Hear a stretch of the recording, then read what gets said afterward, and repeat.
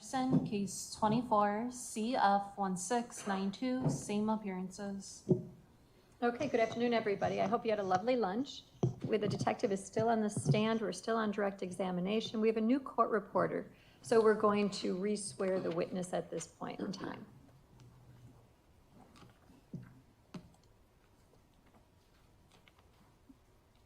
Do you solemnly swear that the testimony you give in this matter will be the truth, the whole truth, and nothing but the truth, so help you God? I do. If you could please be seated, restate and respell your name for the record. Detective John, John, Guillot, Guillot. Prior to lunch, you testified that you arrested Maxwell Anderson, correct? That's correct, yes. Okay. And you identified Maxwell Anderson as being present in the courtroom today, right? Correct, yes. I'm going to show you what's been previously received as Exhibit 204. Can you see that up on the screen? I can, yes. Okay. The person that's depicted in Exhibit 204, is that the same person that you arrested? That is the same person that I arrested on April 4th, 2024, yes. And that is Maxwell Anderson? That is Maxwell Anderson. You testified that when he was arrested, when you conducted surveillance on the defendant, you saw him with a backpack, correct? Correct, yes. Was that backpack ultimately recovered? It was, yes. And the backpack that can be seen in Exhibit 204, is that the same backpack as was recovered? No, it does not appear so. If you take a look at the actual still shot, it appears to be like a tan camel backpack. The backpack recovered in Mr. Anderson's vehicle was a black backpack. So let's go back to the traffic stop. You had interaction with him, correct? I did, yes. Okay, and when did that begin?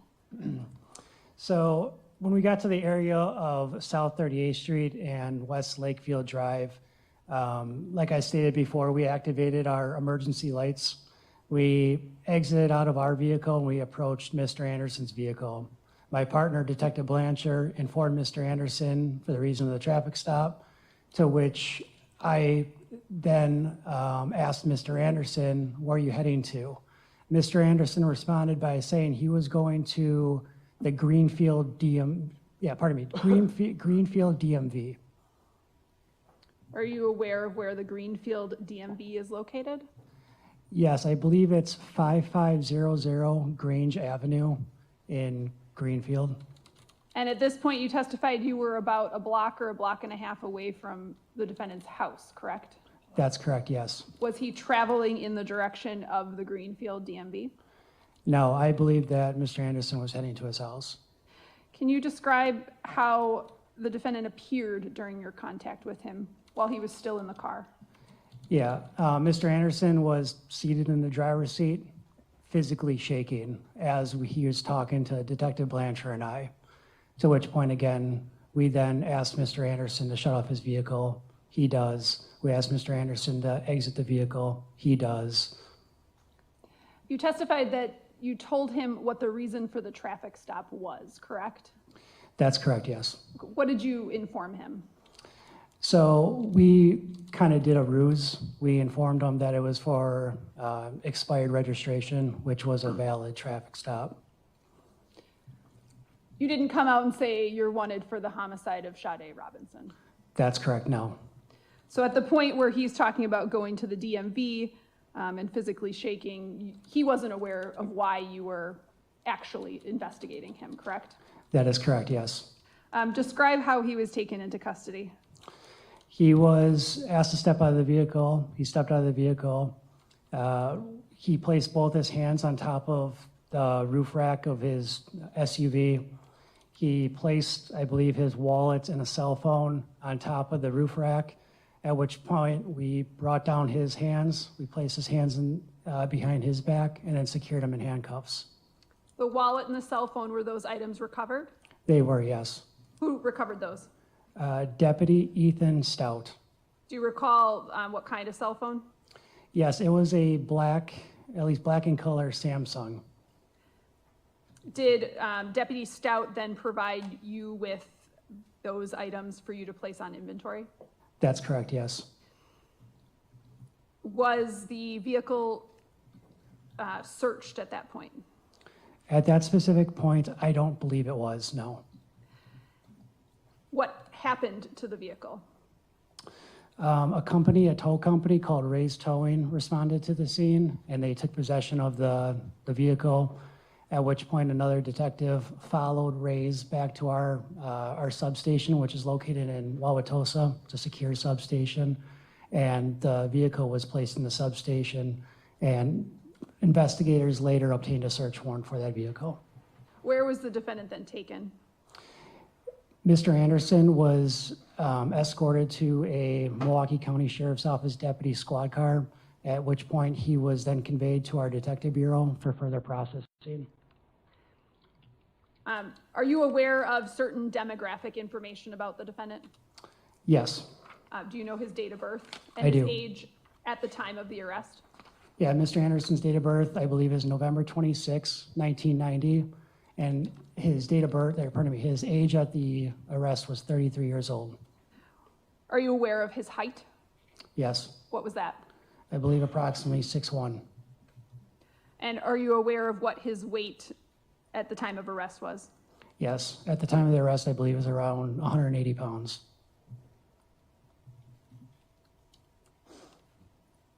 What did you do with the phone and wallet? For the phone, I placed it into a secure evidence locker, which is located in our detective bureau, which is 821 West State Street.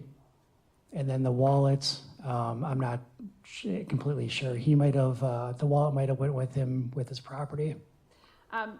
You placed the phone on a specific inventory number, correct? Correct.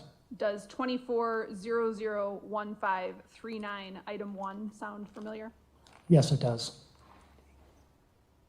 And nothing further. Cross? Good afternoon, Detective. Afternoon. So I just want to rewind back. And you said that you saw Max's car parked in the Victor's parking lot, correct? Correct. And you had said that you were on your way to Pizza Shuttle, but you kind of just drove past Victor's, right? Yeah, we were en route to Pizza Shuttle to conduct further follow-up. When we were en route to Pizza Shuttle, we just drove by Victor's. Okay. And you could see his vehicle parked in the lot, right? I could see a black SUV parked in the parking lot, yes. And so it wasn't like hidden behind like the alleyway behind Victor's, right? That's correct. It was just in the parking lot. And his car was there because you knew he had worked there, correct? I'm not sure why his car was there. But at the time when you drove by, one of the reasons you drove by is because you were aware that Maxwell Anderson worked at Victor's, correct? No, it was just more of a coincidence that we drove by. Okay. And then after you had seen that vehicle, that's when you called other squads or other detectives to kind of set up surveillance, right? Yeah, after I confirmed the vehicle's license plate and can confirm that license plate listed back to Mr. Anderson, that's when I requested additional detectives to come. And so you could see the license plate. The license plate hadn't been removed, correct? That's correct. Or covered up? Correct. And you knew the color of the vehicle when you'd first seen it, right? That's correct. And that the color of it was the same color that it was registered with DMV, right? Correct. And then I think you said about 15 minutes afterwards, you actually see Max, right? Correct. And he's walking just towards his car. Yep, he's walking eastbound on Juneau Avenue towards his vehicle. And this area of Milwaukee, this is right by the Metro Market, correct? That is correct, yes. Oh, and then if you can travel down Juneau, you hit like Fiserv Forum, correct? I believe so, yes. And you said he was just walking, correct? He wasn't running? Correct, just walking. He wasn't like looking over his shoulder or making any furtive movements, correct? Correct. And he wasn't wearing a mask, correct? Correct. Or wasn't trying to disguise himself in any way? Correct. And then he gets into his car. You said he sits in there on his phone for maybe 10 minutes and then he drives. That's correct, yes. I should clarify. He drives away from Victor's, correct? Correct. In the direction of his home. Correct. And when you see him walking, from Juneau, you said he's wearing a backpack? Correct. And you were aware that he was seen carrying a backpack while on that city bus, the exhibit that's up on the screen right now? Correct. And you'd seen that before all of this happening with you, surveilling him outside Victor's, right? Could you ask that one more time? I'm sorry. Had you seen this photo before you'd seen his vehicle at Victor's? I'm not 100% sure. Okay. And you said the backpack that, well, now you know, the backpack that he's wearing while he's walking his vehicle at Victor's is different than that backpack, correct? Correct. And you had testified that you don't believe this backpack was recovered, the one on the screen. I'm not sure if that backpack was ever recovered. I just testified the backpack in his vehicle, which was black in color, was recovered. Oh, okay. And were you involved in any of the searches of Mr. Anderson's vehicle or his house? I briefly assisted with the search at his residence. I was not part of any search with his vehicle. Okay. But are you aware that there was 2 different searches conducted at Mr. Anderson's home? I am aware of that, yes. And the reason why the police can do sometimes secondary or second searches is because sometimes evidence can be missed. Correct. And that's why they did the secondary search, correct? I'm not sure why they did the secondary search. It wasn't out of my scope. Okay. But we do know you've seen at least on 2 different occasions Mr. Anderson wearing a backpack, right? Correct. And sometimes people carry backpacks, to carry belongings inside of them, right? Fair. I mean, if you ride the city buses, if you walk, driving around the city of Milwaukee, you constantly see people with backpacks, right? I don't know about constantly, but you see a fair share. Okay. And then after he gets in his car, you said he waits about 10 minutes, and then he drives in the direction of his house, correct? Correct. And then you followed behind him? Correct. And you were in an unmarked squad car, right? Correct. So what does that look like? It doesn't say police on it, does it? Correct. It's just a typical Ford Fusion. I believe it had a little tint on it. Has interior lights, but no police markings on it. And so if you were a standard person and you see this vehicle, you wouldn't particularly know it was a police vehicle, correct? That's fair to say. I mean, that's kind of the point of an unmarked squad car, right? So people don't know. Correct, to avoid detection and such. And you said you activated your lights, correct? Correct. So this vehicle does have lights on it, but they're just not easily discernible, right? Yeah, there's interior lights and then there's like some hidden lights in the grill portion of the vehicle. Okay. And as you said, you activate lights, Mr. Anderson pulls over, right? Correct. He doesn't try to flee, correct? That is correct. And you sometimes, I'm sure you've been involved in investigations with fleeings, correct? Correct. I mean, oftentimes the police pull someone over. If they have something, like drugs in their car, they flee at a high speed away from the police, right? That happens, yes.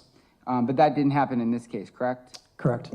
And once you made contact with him, he was answering your questions, correct? Correct. And he didn't try to run away on foot, correct? Correct. He didn't resist arrest, right? Correct. He wasn't argumentative. Correct. I think you described him, he was cooperative, right? Cooperative, he complied, yes. And he wasn't armed? He was not armed. And you said that he was visibly shaking, right? Correct. And you've seen that in times you've conducted traffic stops, right? I have, yes. I mean, because, not everyone's super comfortable with the police, right? Fair. And especially if you don't know you're getting pulled over by a police officer, sometimes you can be a little anxious or a little nervous, right? That's fair. And you'd said that the reason you told him that you were pulling him over was something about a license plate, or what was it? His registration being expired, which it actually was. Okay. And then he had said that he was going to the Greenfield DMV, correct? That is the response that he gave us, yes. Okay. And so he gave that response after you told him that's why you had pulled him over. Correct. Nothing further. State? Were there other officers with you at the time of the traffic stop, meaning other squad cars? Yes. And were those marked or unmarked? There was mostly unmarked. I believe that there might have been one marked car, but most of the cars with us were all unmarked. And when your unmarked squad's lights are activated, is it clear that it's a squad car? Yeah, it's clear, and it's 360 lighting all around. And there's a siren too? There is a siren. Nothing further. Defense?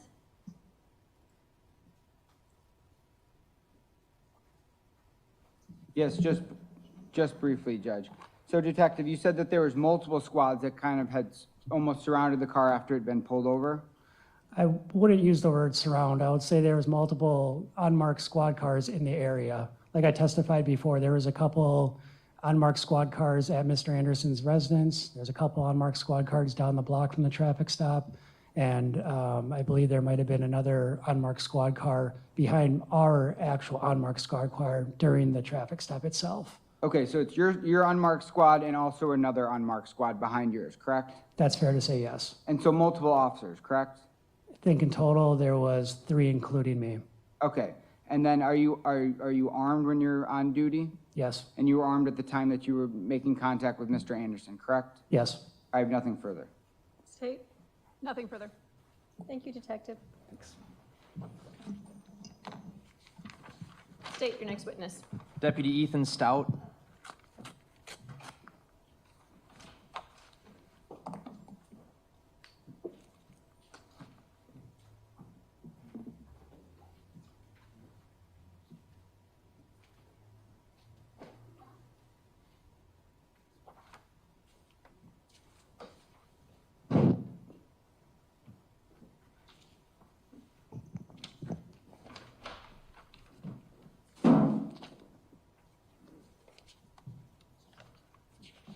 Do you solemnly swear that the testimony you give in this matter will be the truth, the whole truth, and nothing but the truth, so help you God?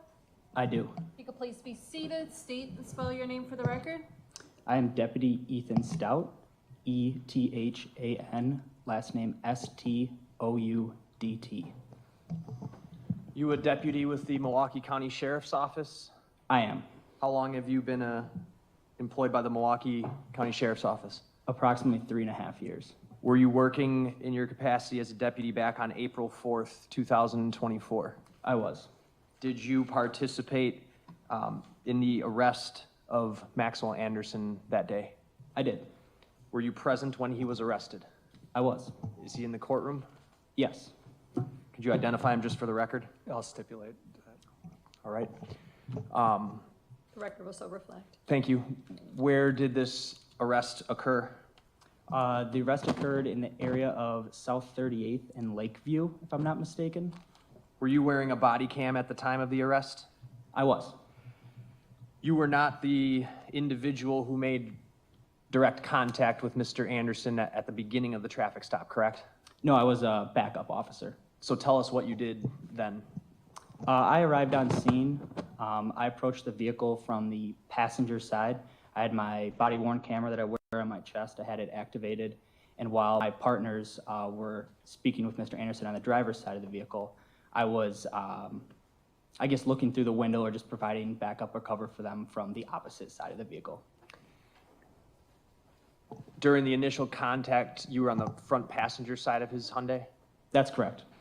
At some point, did you go around and assist in taking him into custody?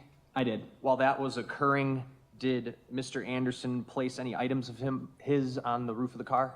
Yes. What items? As Mr. Anderson exited his vehicle, he had his phone in his left hand and his wallet in his right hand, and my partners took hold of his arms, and as they did, he set his belongings on top of the vehicle. Did you yourself collect those items? I did. Okay. I'm going to show you exhibits 453 and 263. Have the numbers one more time. 453 and 263. Thank you. Starting with 453, do you recognize what that item is? I do. What is it? This is Mr. Anderson's wallet. Move 453 into evidence. Any objection? Fine. It's received.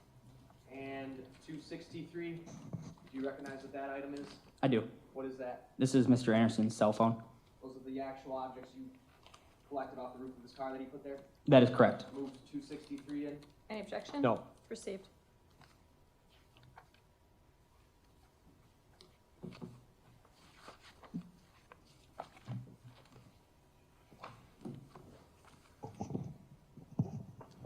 I've got on the screen next to you, and over here, whatever TV you're more comfortable looking at, Exhibit 449. Do you recognize what this is just on the still frame that I have up here? I do. What is this? This would be my body-worn camera from the date and time of the arrest. What is that date and time? That is going to be the year 2024, April 4th, at 1:15, excuse me. Okay, and what you're doing right now, you're reading up here in the right-hand corner, correct? Yes. It's a little hard to see because of the background, but this was 1:17 on April 4th? Correct. Okay, I'd move 449 in and ask to publish. Any objection? No. It's received. Go ahead.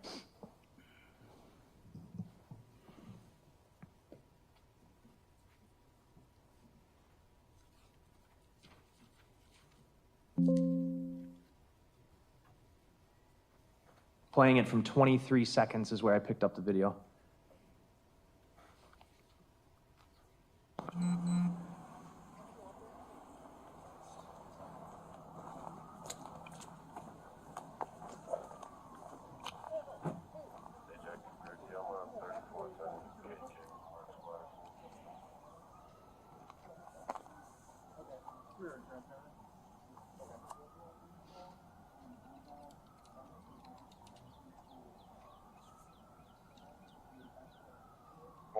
Dispatch. Can you indicate no difference?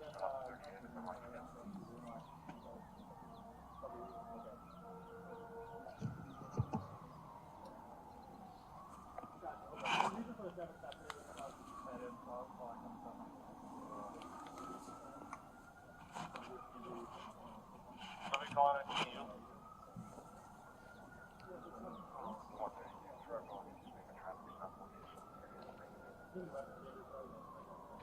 Got that 3 Lakefield.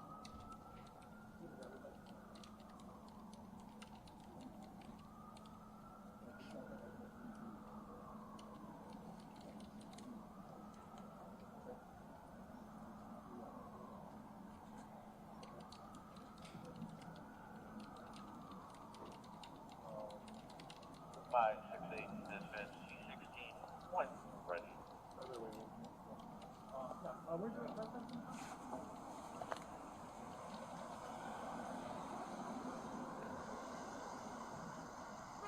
Five, 16, go ahead, what's your info? 13:15 hours, case number is 24, Frank Adam, 1849. Last name of defendant is Allison Adams, Lincoln, Ida, Sam, Ocean, Nora. First name is Eric, middle name is Lars and Robert. No firearms, C60.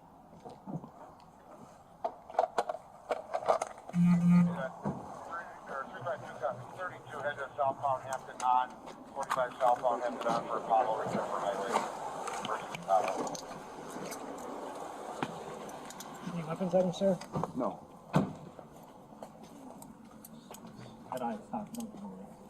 What's going on? Yeah, somebody just, radio it.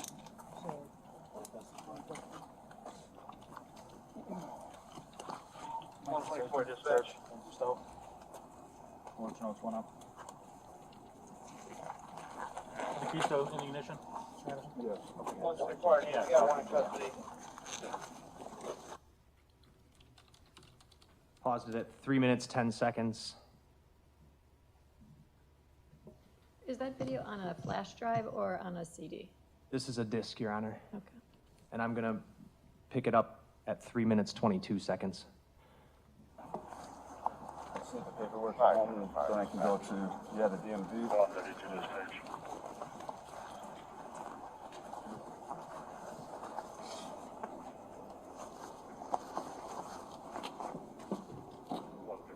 I'm just gonna unbutton this just to search it, okay? Yeah.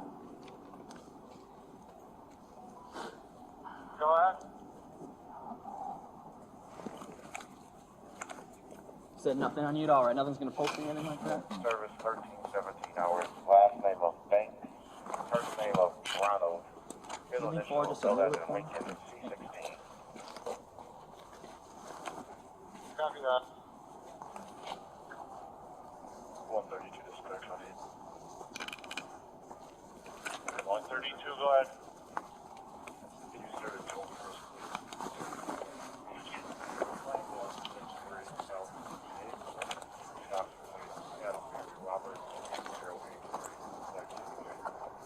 Alright, you give me the address and now you give me a plate. I gotta go to a different street. Go ahead with the plate again. Wisconsin, Adam Mary Robert, 8083. And I'm sorry, 16. Yeah, we're good. 0, last one. Paused it at 4 minutes, 52 seconds. What we watched there, Deputy, you assisted in patting him down? That's correct. No weapons or anything on him? There were not.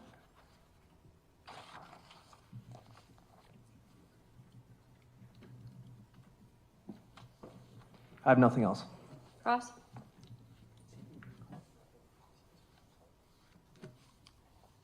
One minute, please.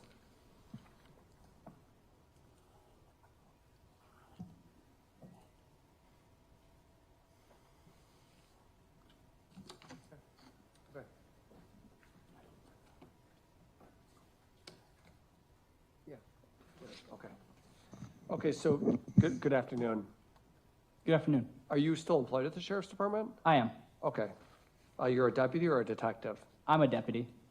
And what we've watched here is basically a traffic stop where there's multiple undercover officers that are parked behind Mr. Anderson's car when he was stopped, right? Yes. So a fairly sizable operation. Yes.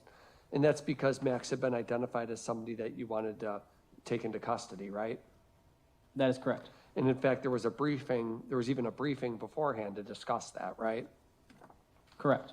This wasn't a coincidental thing, was it? It was not. The whole plan was to conduct surveillance, follow him, and then do a stop before he would ever get to his house, right? Yes. And what we saw in your body cam is Mr. Anderson cooperating with law enforcement. Correct. And actually, at one point, I heard him ask, what is this all about, or what's happening? Did you hear that? Yes, I do recall that. And law enforcement told him it was an expired registration. Yes. He was never told during this time that you're a suspect in something much more serious. At that time, I do not recall hearing that. Certainly, a person might draw the conclusion that there's something else that they're suspected of when they see all these unmarked squad cars behind them for a traffic stop, right? Yes. Nevertheless, Mr. Anderson did not flee, He did not. didn't struggle one bit. No, he did not. And in fact, the way he looked when you saw him, he had a hat, a beanie on, or a winter cap on, right? Yes. But in terms of how he looked when his picture was shown at the briefing and how he looks at the stop, there was no difference, right? In his physical appearance, you mean the demeanor that he Yeah, had? physical appearance. He didn't change his physical appearance, right? No, No haircut or facial shape, anything different about his appearance, right? not that I recall, no. Were you involved in the search of the vehicle? I was not, I don't, no. Well, you did obviously recover a phone and a wallet, right? Correct. And that wallet, you identified it. It was an exhibit, right? Yes, Okay. And you were the one who, you were the one who recovered this, right? I was. Did you examine it? On scene? Yeah. No, I don't believe so. Okay. Well, there was nothing about the blood, the wallet didn't have blood on it that you saw or anything like that, did it? Not that I recall. And the cell phone, Mr. Anderson put that on top of his vehicle as well, right? That's correct. And certainly as a deputy, you're involved in traffic stops on a regular basis, I would assume, right? Yes, You've had certainly you've had situations where the lights go on and they flee. yes, They just floor it and try to get out of there. correct, yes, Or even once they're stopped, they open the door and try to run from the scene of the stop, right? yes, So we could call this essentially a normal traffic stop with a cooperative person, right? Yes, And were you involved in the, well, you also did other things in this case, including going to Victor's and speaking with people that work there, right? that's correct. And you learned that Mr. Anderson worked at Victor's, right? Correct. He was a bartender there for a number of years, right? Yes, Or for some, and you talked to his manager even, didn't you, Jose Hernandez? that's correct. And in fact, one of the things that you did there was you even wanted to access their camera system at Victor's to study that, right? That's correct. And you even served a subpoena on the, would you call it a restaurant, a bar, what would you call it? Bar, nightclub? You served a subpoena on the bar and nightclub, right? Yes, And essentially what you got from that was a couple of videos that show that Max Anderson and Sade have had contact there, right? yes, Nothing about that showed any threatening behavior by Mr. Anderson no, or something suspicious between the two of them that you would identify? no,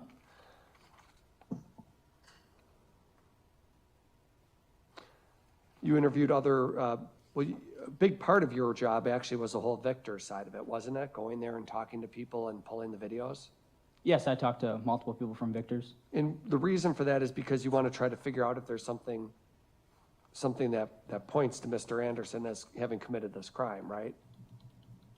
In the grand scheme of things, yes, And all that revealed was that Mr. Anderson and Sade Robinson had interacted with each other and obviously knew each other, right?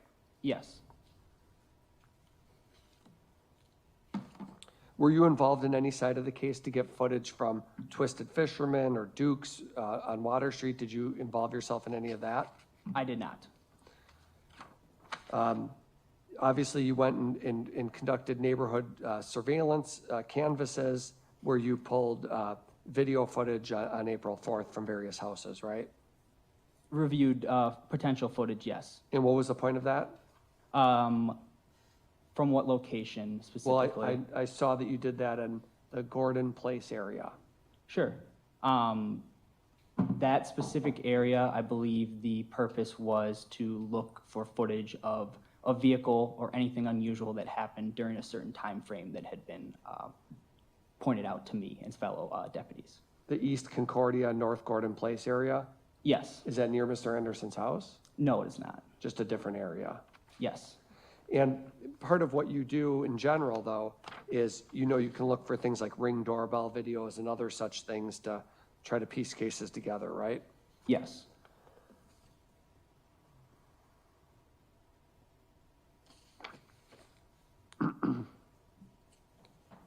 You also conducted a search of a park, right? A Pleasant Valley Park? Yes. Nothing noteworthy there, right? Correct. Nothing. No body parts or human remains? No. Okay, that's all. State? Nothing else. Thank you, Deputy. Thank you. State your next witness. Brian Conti.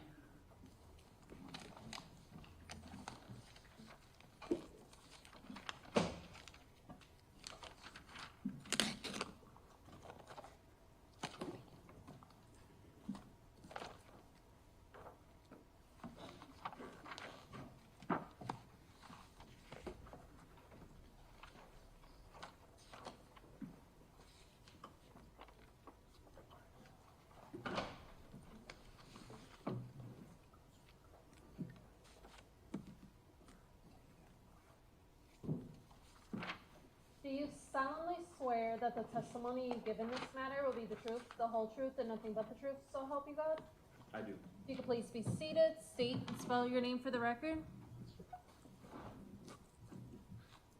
Detective Brian Conti, BrianConte. Are you a detective with the Milwaukee County Sheriff's Office? Yes, How long have you worked for the Milwaukee County Sheriff's Office as law enforcement? 29 years. Were you working as a detective back on April 5th, 2024? Yes, Did you participate in general, into the investigation into the disappearance of Sade Robinson. Yes. On April 5th, 2024, did you have personal contact with Maxwell Anderson? Yes. The person I'm referring to as Maxwell Anderson, do you see that person in court today? Yes. Could you? I'll just stipulate to this in general, for it's clear for the record, this is Max Anderson here. Okay, so you had contact with the defendant on April 5th, correct? Yes. Was the purpose of having contact with the defendant on April 5th to get a DNA sample from him? Yes. Can you tell the jury what that is and how you go about obtaining it from a person? Yes, we needed to get a DNA sample, and it's called a buccal swab, and it's a swab of their cheek cells on the inside of their mouth. So we put fresh gloves on. We use fresh, unopened cotton swabs, one swab for one inside of his cheek, a second swab for the second cheek, and we place it in a cardboard box, and then we seal it in an envelope, a paper envelope. To the best of your ability, you're trying to ensure the swab is not contaminated, correct? Yes, And why is it that you swab the cheek? because we've been instructed or trained that that gives the best human cells to contain DNA, and that's how we've been trained. What do you do this with? With What do you use to do it? cotton applicator swabs that are provided to us for that purpose. And you did that with Mr. Anderson? Yes, Showing you 407. 407 is a sealed envelope. Do you know what that is based on the markings that are on it? yes. What is it? This is the envelope containing those buccal swabs that I obtained on that day From the defendant? from the defendant. I'd move 407 in. Any objection No. received? There's additionally a yellow sticker on this envelope, not the exhibit sticker, but a different one. Do you know where that is from? Yes, that is a evidence sticker that the Wisconsin Crime Lab places on items submitted to the lab for testing. And the purpose of getting the buccal swab or the DNA swab from Mr. Anderson was to ultimately at some point send it off to the state crime lab for DNA analysis, right? Yes. Nothing else? Defense? No. Thank you, Detective. You're welcome. State your next witness. Let me check the hallway. I think, well, I'll check the hallway.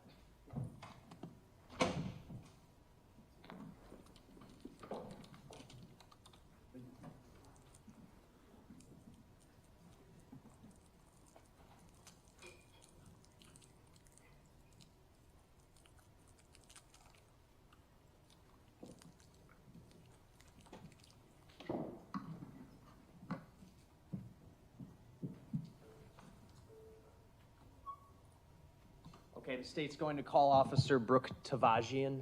I think she's coming from another room.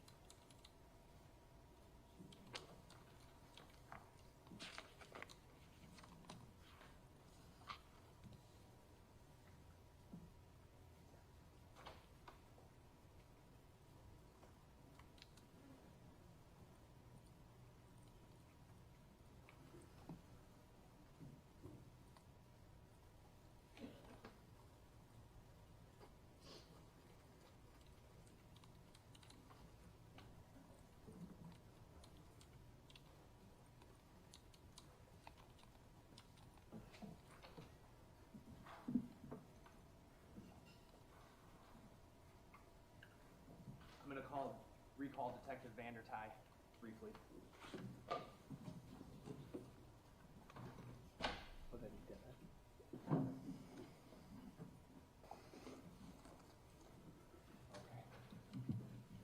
Do you solemnly swear that the testimony you give in this matter will be the truth, the whole truth, and nothing but the truth, so help you God? I do. If you can please be seated, restate and respell your name for the record. I am Detective Matthew, Matthew Vandertye, Vandertie. Detective Vandertye, you had previously testified in this trial about the exigency records for Sade Robinson's phone, as well as doing warrants for those records, as well as the records for Maxwell Anderson's phone and the Life 360 accounts, right? Yes, And did you also do something upon the arrest of Maxwell Anderson regarding his phone? yes, I'm going to show you Exhibit 263, which has already been admitted. Do you recognize what 263 is? yes, this is Samsung cellular telephone that was recovered based on my knowledge from Maxwell Anderson. You were not there for Maxwell Anderson's arrest or the recovery of that phone, right? Correct. After he was arrested, did you take possession of that phone at some point in time and take it anywhere? Yes, on April 8th, 2024. And where did you take that cell phone? This cell phone, I transported it to the Wisconsin Department of Justice, Division of Criminal Investigation, out What in Brookfield, Wisconsin. I'm sorry, what was the last part? Out in Brookfield, Wisconsin, And for what purpose was that? for forensic examination or forensic download. What is a forensic examination? Essentially, an analyst will download the information or the data from the phone using forensic techniques that they are trained to do. Did you communicate with the person who did that in this case? Yes, With that phone? yes. Who was that? It was DCI, or Division of Criminal Investigation employee Juan Luis Villegas.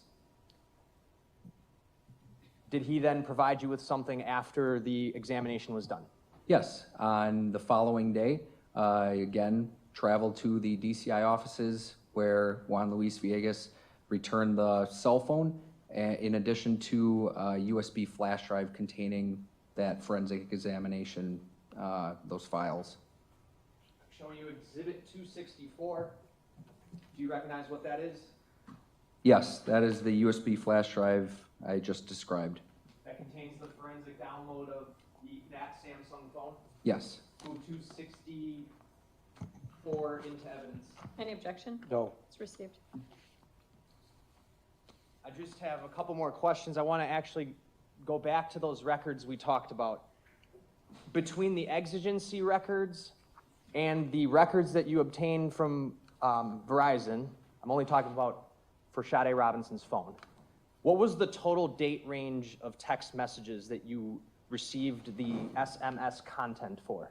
Between the exigency records and the search warrant records was March 27th, 2024 to April 3rd, 2024. Have you reviewed the entirety of those text message contents? Yes, between that time frame, yes.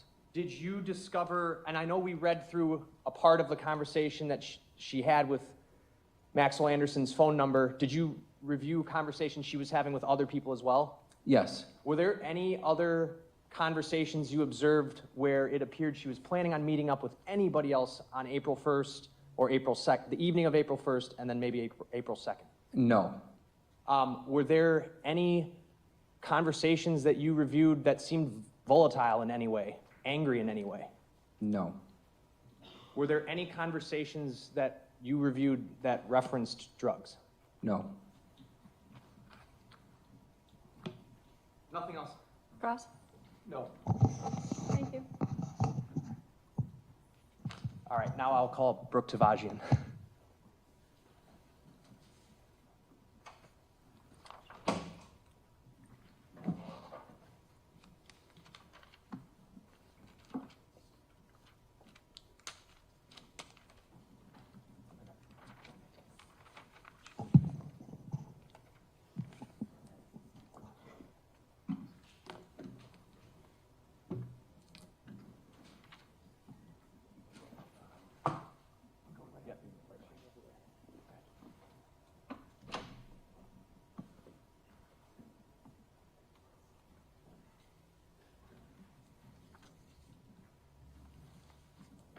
solemnly swear that the testimony you give in this matter will be the truth, the whole truth, and nothing but the truth, so help you God? Yes. If you could please be seated, state and spell your name for the record. My name is Brooke Tavagian. First name spelled B as in boy, R-O-O-K-E. Last Tavagian, T as in Tom, A.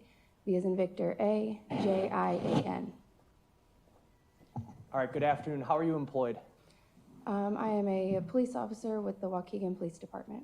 Waukegan, Illinois? Yes, That's about 50 miles south of here, give or take? approximately. Okay, you drove up here this afternoon to testify? Yes. How long have you been a police officer with the Waukegan Police Department? Almost 9 years. Is Waukegan is it a city or is it a village? It's a city. City, okay. Is it on the shores of Lake Michigan? Yes. Were you working in your capacity as a police officer with the Waukegan Police Department back on May 11th, 2024? Yes. Were you just assigned to routine patrol, or what's your shift like? I was working as an evidence technician that day. And what shift times were you working? 3:30 p.m. to 3:30 a.m. Around 8 p.m., shortly prior to 8 p.m., were you dispatched anywhere in particular? To the lakefront, which was 200 Seahorse. What information were you given upon being dispatched to that location? That there was a potential body part located on the north shore of the beach. I think you were giving an address. What was the address? 200 Seahorse Drive. Were you alone or were you with a partner when that happened?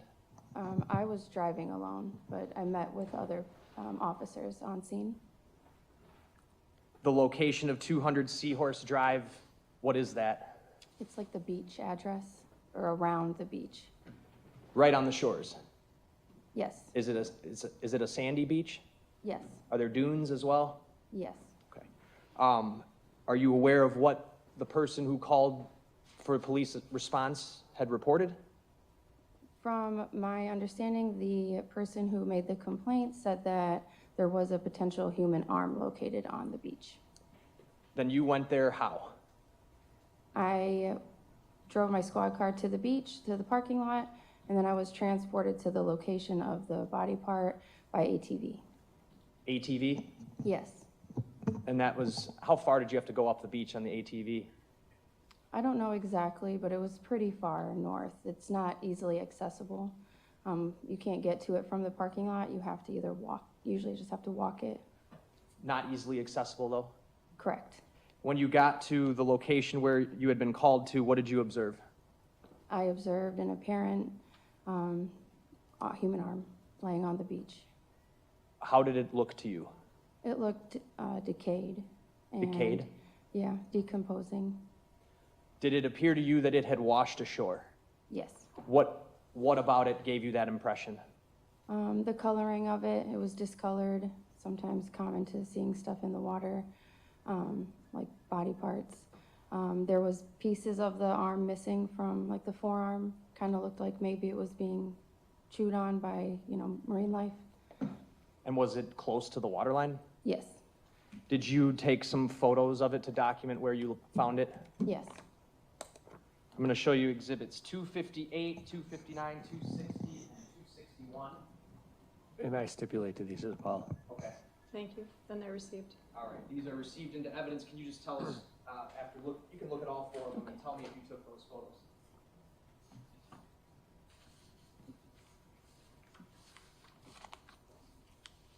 Yes, yes, Are those all photos of the arm that you found at the beach? yes.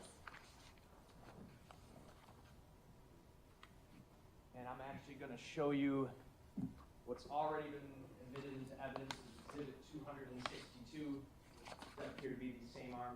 Yes. Okay. And you're able to tell that how? By the decomposition on it, and I remember this area and these areas. Okay. And you're pointing to sort of where it would link to the shoulder as well as the wrist? Yes. And it's the right arm. I'm going to show you 260.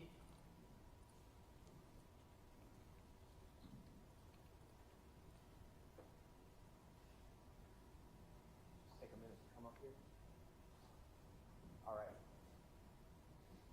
Exhibit 260, now it was nighttime when you took these photos, right?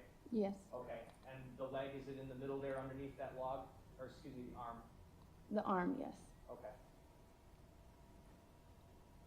Here's 259, just a close-up, a little blurry, but it was in the sand like that? Yes, All right. 258, was it located right underneath that log? yes, just like how it is there. Okay. Lastly, 261. Is that how it appeared when you found it? Yes,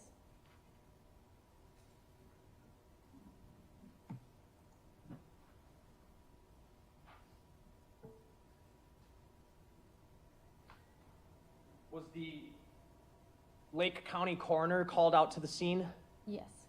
What did you do when that happened? I took some more photos along with the coroner, and I just allowed him to do his investigation. Did the coroner recover the arm and take it back to the Lake County coroner's office? Yes, Did you stay with that person, or did you go on doing other things? I went on doing other things. But you stayed with the arm until the coroner recovered it from the scene? Yes.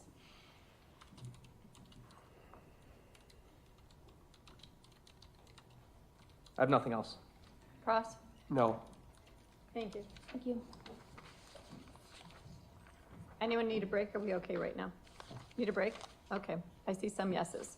So we'll take a break, our afternoon break, and then we'll come back shortly. You can just leave your notebooks on your chairs.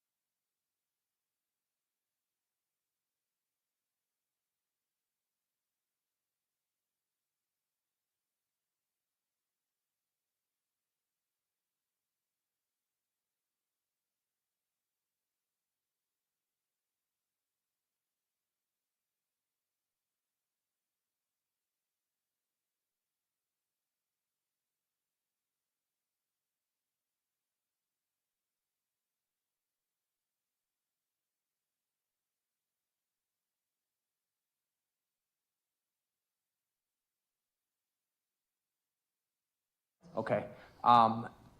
Did you at some point after that arm was recovered go down to the Lake County, Illinois coroner's office yourself? I did, Why did you do that?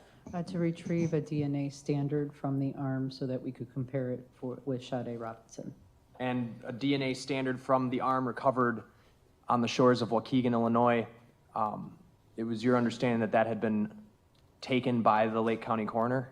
Correct, Did you in fact recover that DNA sample from the arm? I did. I'm going to show you 454.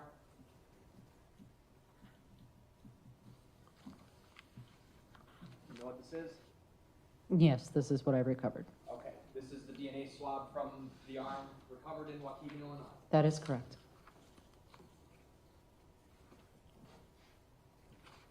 And were you able to discern between the arm in Waukegan, Illinois, and the torso recovered in South Milwaukee? Were you able to come to any conclusion how those items got there, how those body parts got there? Yes, that they would have traveled via the lake due to the currents in a southerly direction. Is that something you actually looked into yourself? I did. Okay. Lastly, you also were part of transporting the arm from the Lake County Coroner's Office to the Milwaukee County Medical Examiner, correct? That's correct. Once it was confirmed that it did belong to Sade, I went down and followed a transport company back to the Milwaukee County Medical Examiner.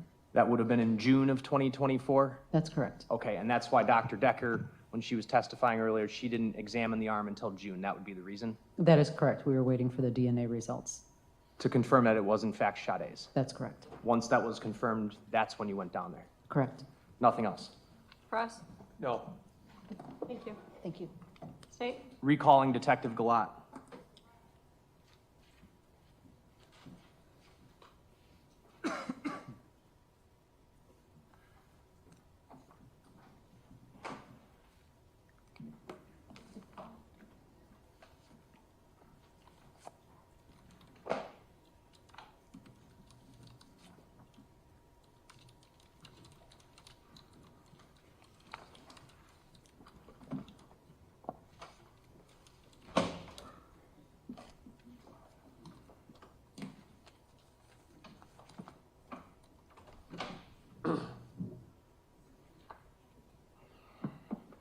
Detective Galat, you're still under oath.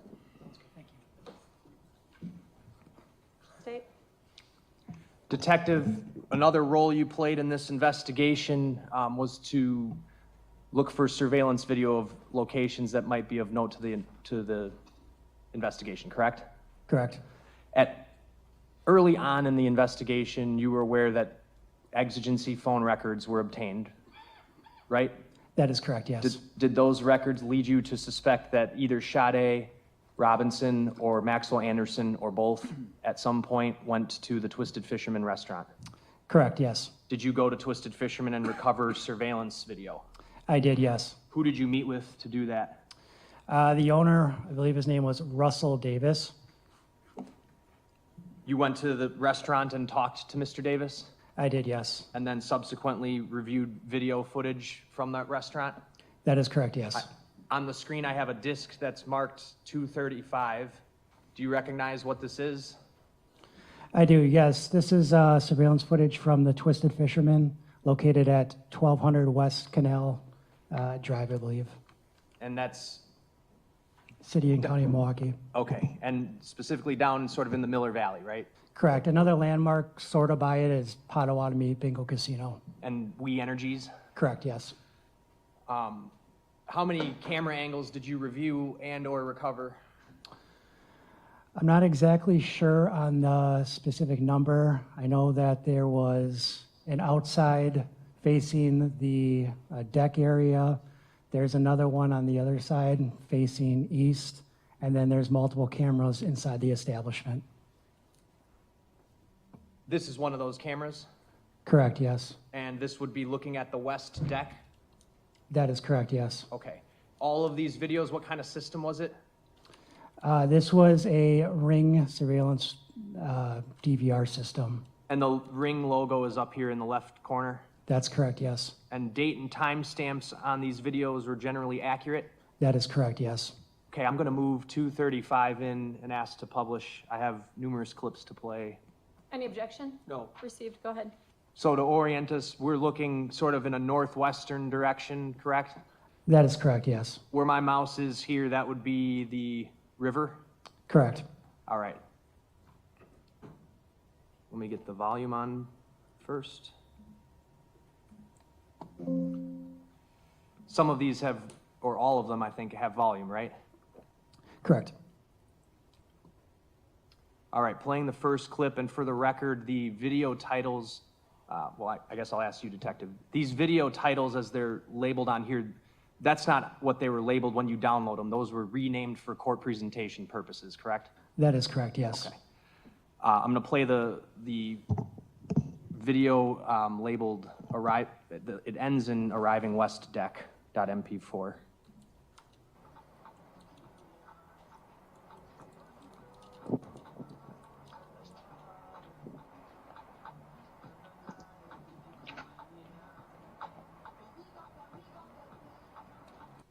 That 14-second clip, I'm going to just go right to the beginning of it.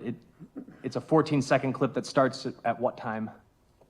17:09 hours, which is 5:09 p.m. on April 1st, 2024. Did you see anybody in that clip that you recognize? Yes, I saw Mr. Maxwell Anderson. And he does what? He walks into the establishment from the west. And he's alone? Correct. All right. Next clip, the end of it is titled Arrival Inside Bar. It's 2 minutes long.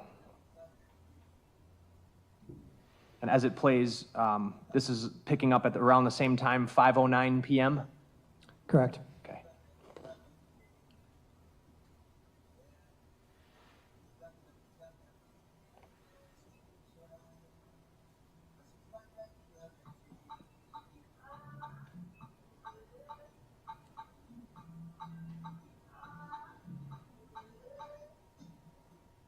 I'm going to fast forward briefly.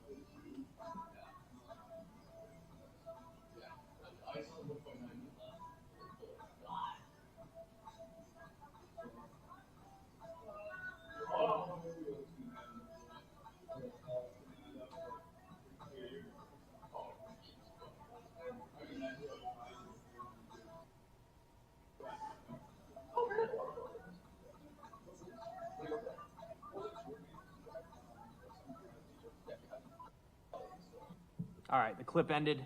Essentially, he comes in, he sits down next to who? A bartender named Brian Culvert. I'm going to show you 241. Just a screenshot of that first camera we watched. Correct. Okay, move 241 in, ask to publish. No objection. Received. Just so the jury can see.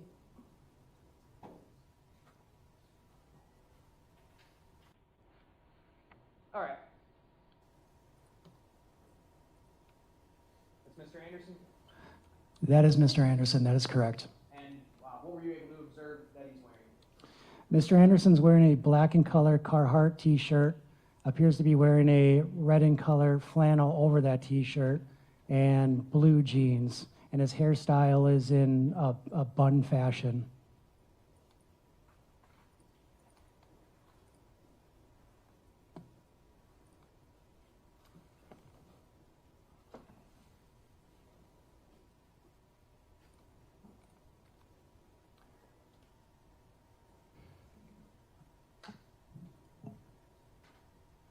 I'm gonna go back to Exhibit 235 here.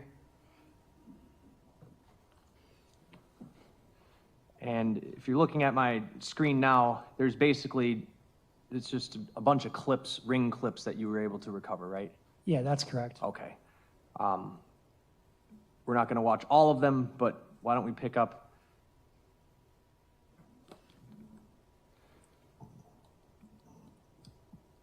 this clip picks up at what time, Detective? 1719 hours, which again is 5:19 p.m.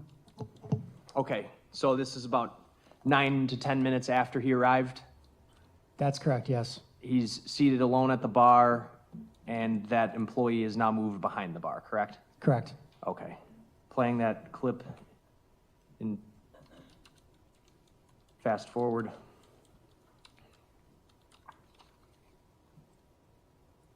And what is Mr. Anderson, what has he ordered that you can see? It appears that he just ordered a beer. Okay.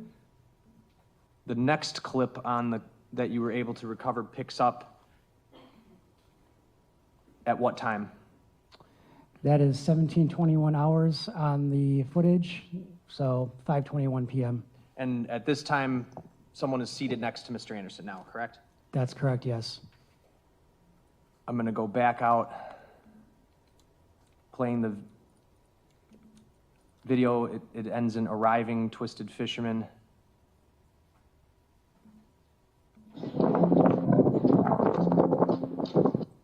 Play that from the beginning.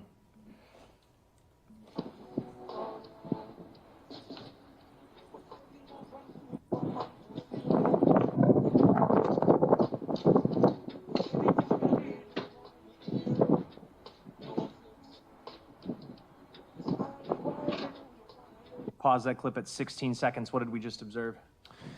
We observed Sade Robinson walking into the Twisted Fisherman from the east. And that was at about 5:20? That's correct, yes. Okay.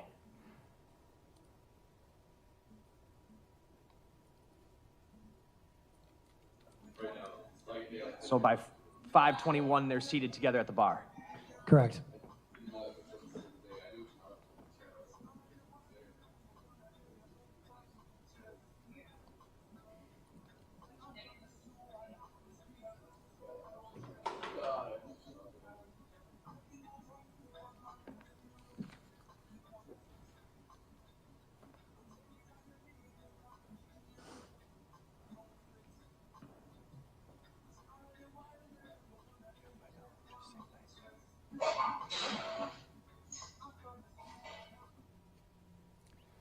All right, that last clip for the record picks up at 17:21:40 is the timestamp on it. That's how I'm gonna keep the record of the clips we're watching. And they're just sitting there next to each other. It's not even talking at that point, right?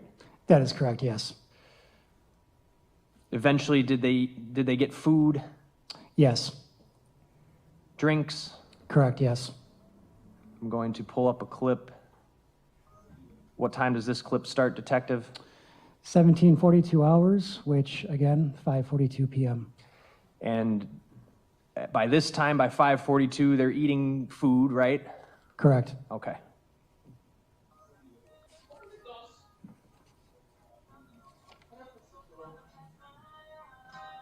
Yeah, no, quick swings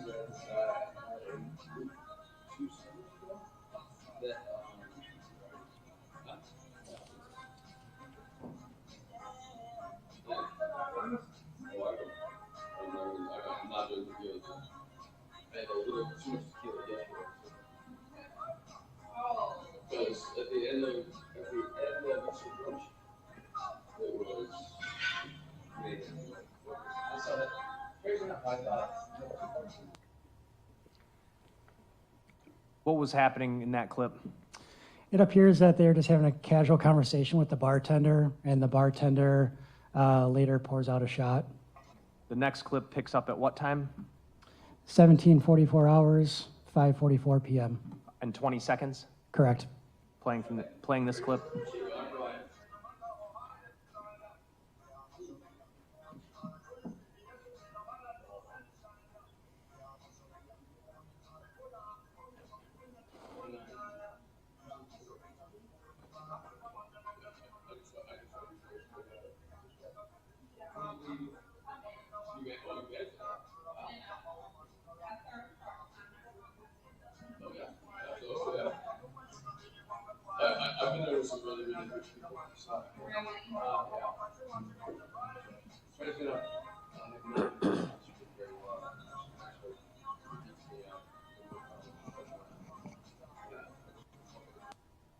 All right, and in that clip, did all three of them do the shot together?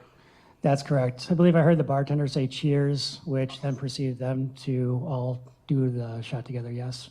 And Sade has what appears to be in front of her some kind of food, and then there looks like there's a cocktail and perhaps a water? That's fair, yes. Okay.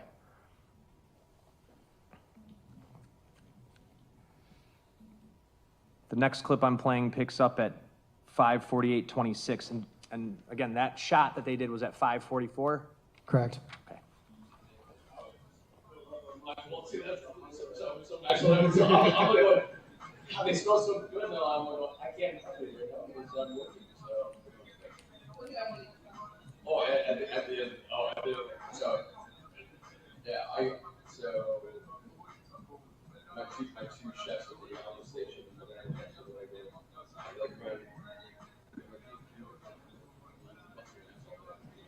yeah,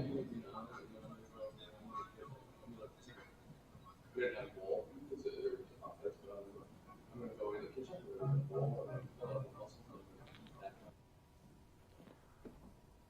In that clip, what happens? It appears that Mr. Anderson briefly steps away to possibly use the restroom, and then in the meantime, Miss Robinson is just having casual conversation with the bartender. Next clip I have up starts at what time? 17:58 hours, which is 5:58 p.m.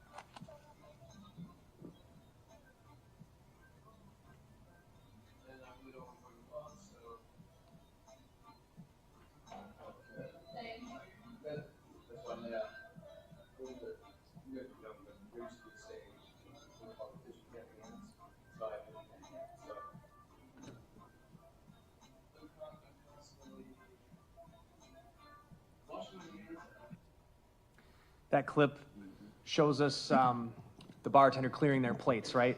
Correct, yes. So that's around 6 p.m. Correct. Done eating, both of their plates getting cleared. That is correct, yes. Next clip picks up. What's the time that this picks up to the second detective? 1800 hours, 47 seconds, which 6 p.m.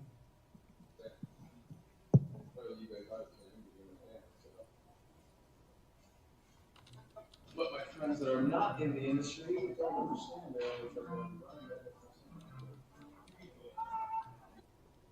Paused that clip at 15 seconds. Bartender gives another beer to Mr. Anderson.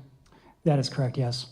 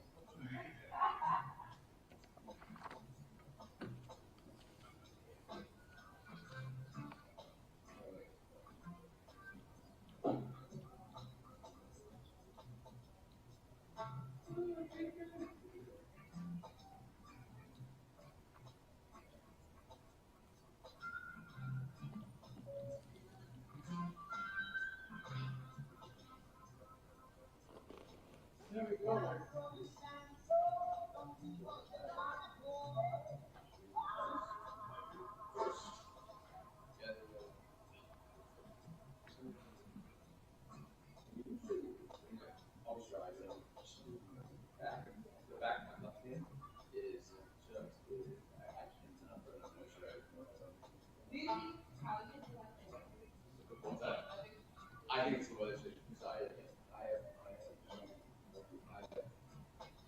so I think what I do is, when I put socks, I vaseline wrap on my hand and I put socks on. So I look on a newer video, I'm going, oh, it's bad, and I'm like, I still, and I'm watching up. All right, that clip ended. I was trying to stop it right at the end here, but.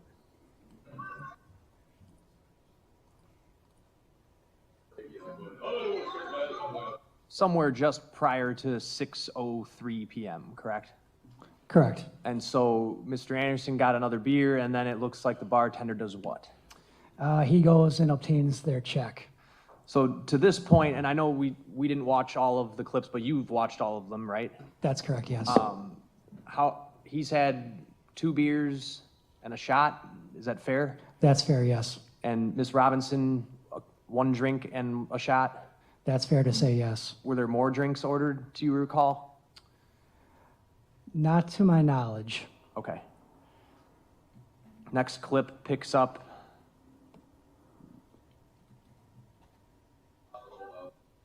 at what time?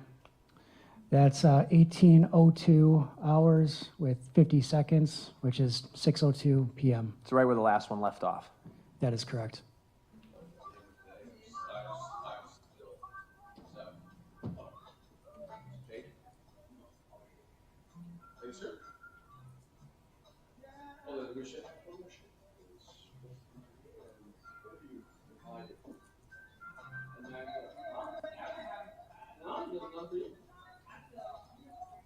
Paused at 22 seconds in this first part of the clip. It looks like Mr. Calvert and Mr. Anderson do like a fist bump, right? Correct, yes. And then it seems he's offering up another shot, correct? Correct. How does Sade respond to that? Believe she, That we just saw. I believe she declines it. Okay, I'll play it again. I'm going back to 9 seconds.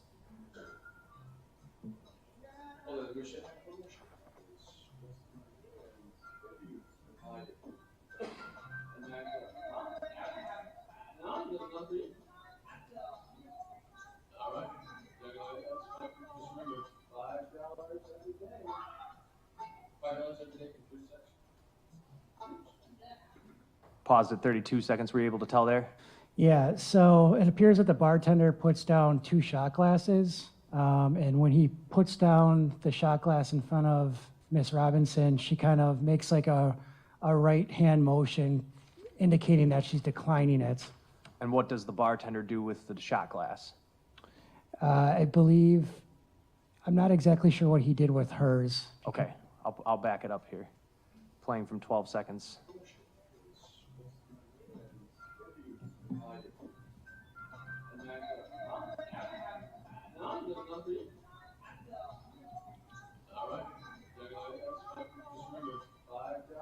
Did you see it there? I did, yes. He physically picks up the shot glass and puts it in front of Mr. Anderson. Playing at 26.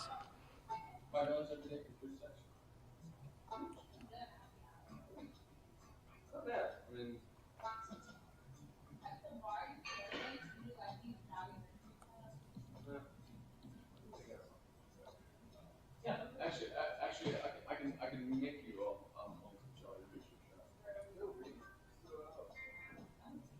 Go on? Okay. Just gonna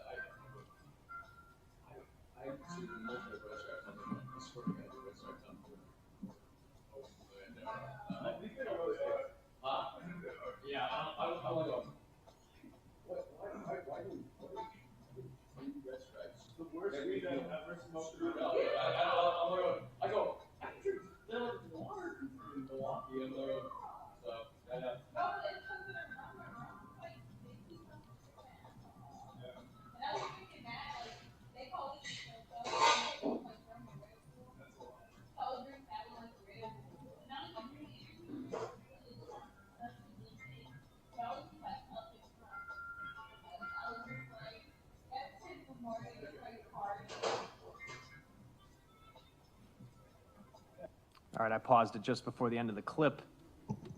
The timestamp is what? 18:04 hours and 52 seconds. Okay, sorry, I pulled it away before you could read it. The next clip picks up at what time? 18:04 hours and 54 seconds.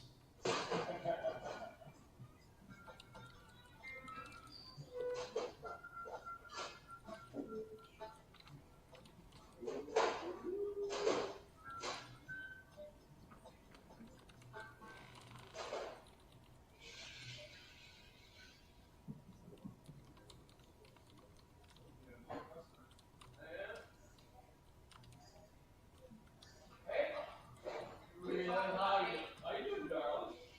Yeah, long time no see. Been busy. Well, there we go. Yeah.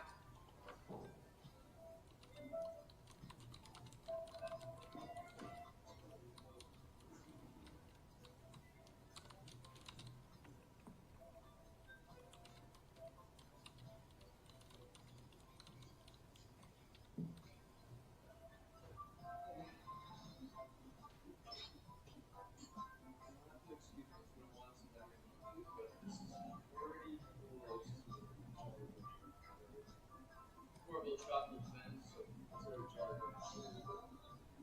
Chocolate.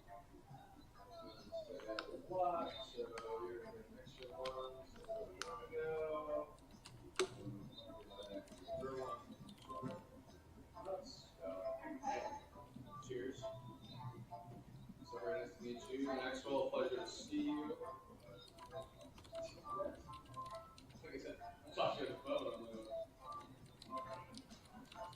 but I was doing not bad.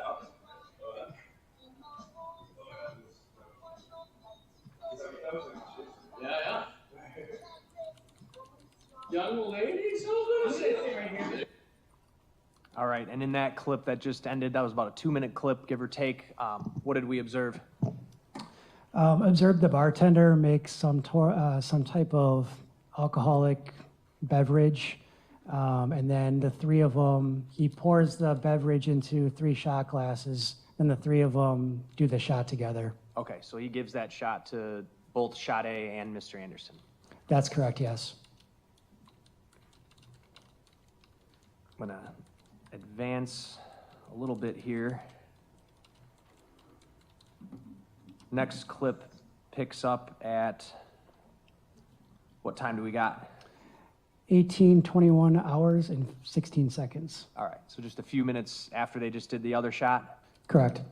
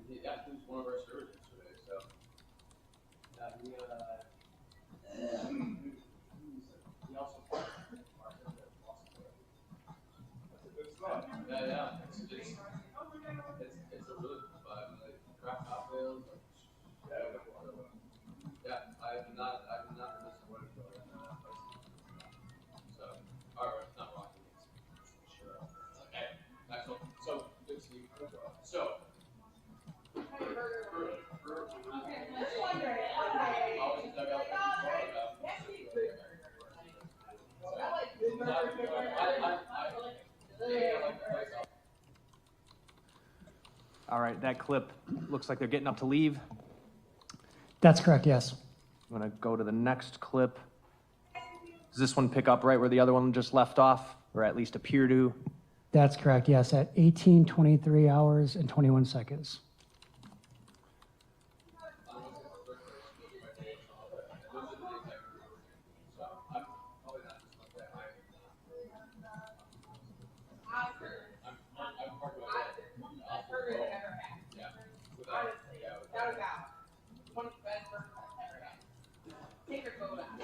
So somebody asked me, should you do well? Yeah, no, seriously.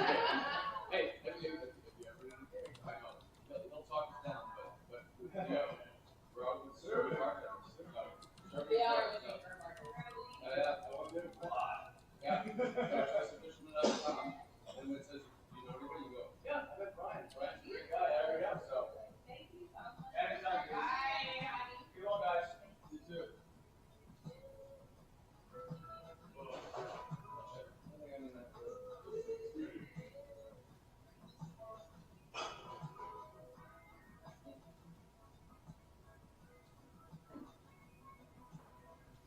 Pause this clip at 1 minute and 3 seconds in. The timestamp is 18:24:25. They've just headed for the exit, right? That's correct. They say bye to the bartender, and they both exit the establishment together. Okay. This video's titled Leaving Twisted Fisherman. What camera are we looking at here? We're looking at the exit/entrance camera to the east, which shows out towards the parking lot. And the timestamp, April 1st, 2024, what time? 18:24 hours and 20 seconds.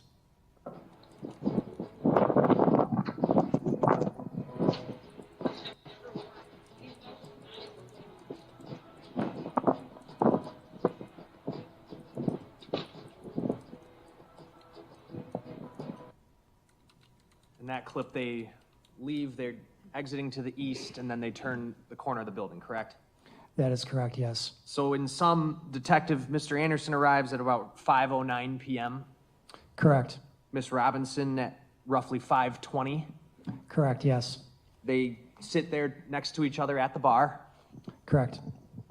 They eat. Correct.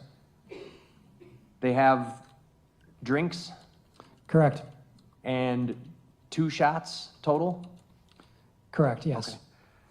And at 6:24, they get up and leave together. That is correct, yes. Did you have another detective check and see if there was other video of them leaving near the We Energies facilities near that location? That is correct. That was Detective Joe Blanchard. Okay. And then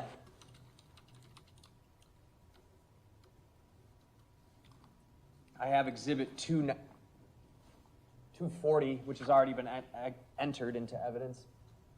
This is a screenshot from that same camera. What is Sade wearing?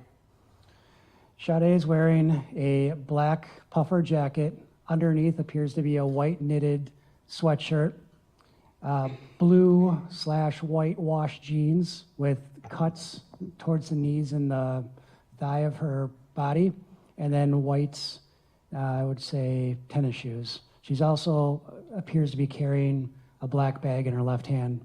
Okay, and when she's inside, she has her jacket off. You can see that she's wearing the long sleeve sweater.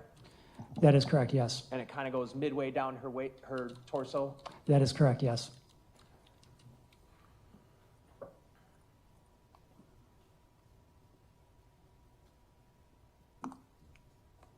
I have no other questions. Cross? So just to recap, the two of them basically just hung out at Twisted Fisherman. I would classify that as yes. They just had casual conversation from what it appeared. And the guy you mentioned before is named Brian Culvert, right? That's somebody you talked about? That's correct, yes. Because you questioned him?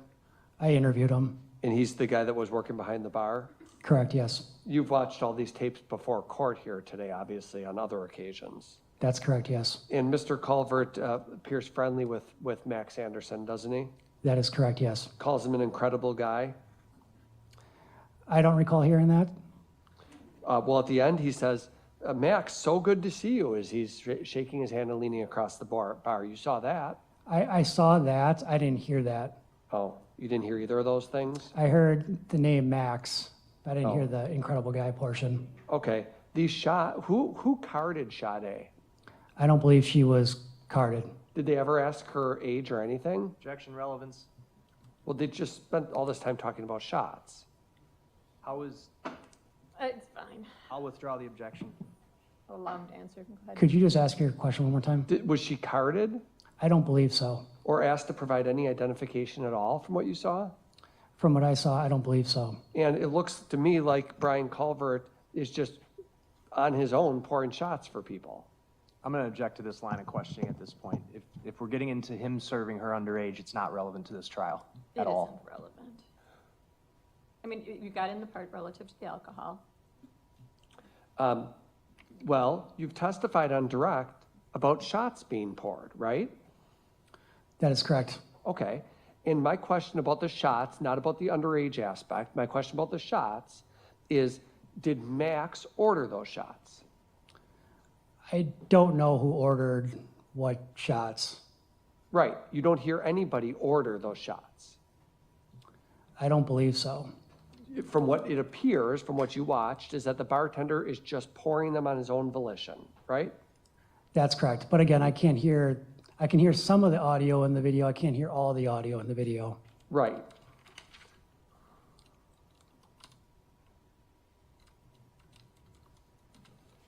Okay.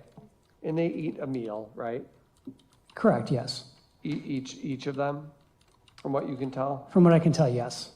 And it's clear to you, isn't it, that Max is known at this Twisted Fisherman place, right? Yeah, it appears that him and the bartender know each other, yes.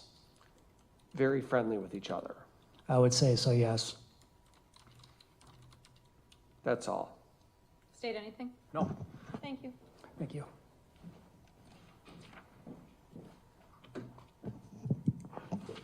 State your next witness. I'm going to recall Detective Blanchard.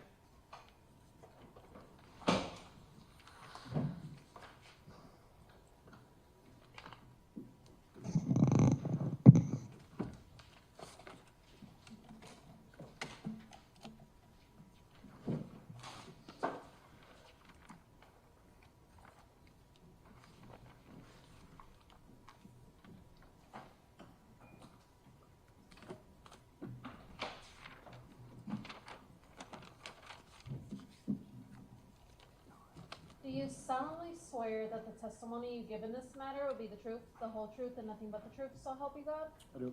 You can please be seated, restate and respell your name for the record, please.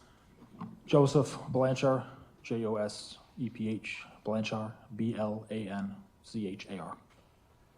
Detective Blanchard, you assisted in this investigation also by trying to get video from We Energies down in the valley, correct? That is correct. And if you look to your right on the screen, were you aware that there was video recovered from Twisted Fisherman depicting Sade and Maxwell Anderson being at that establishment? Yes. Did you subsequently obtain video footage from We Energies showing the approximate arrivals and departures of those people? I did, yes. I'm going to pull up, this is Exhibit 236. There were multiple camera angles from We Energies that you found, correct? Correct. Okay.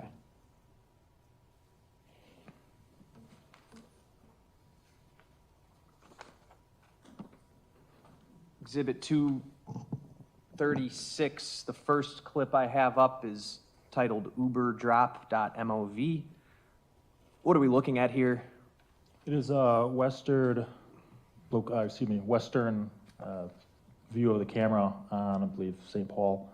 I'm not sure what 100 block that would be, exactly where the camera is, but it's right in front of the Twisted Fisherman, which the structure is right on our right. It's like a beige structure. Okay, so where I'm circling here, that would be Twisted Fisherman? Yes, that's correct. We got Potawatomi over here on the left that I'm circling now? Yes. Okay, and this video clip is going to show what in sum? A vehicle arriving and pulling just into the front of the driveway of Twisted Fisherman, which is that first access point, stops there, and then slowly rolls forward straight to the west entrance. That's the area of the west entrance of Twisted Fisherman.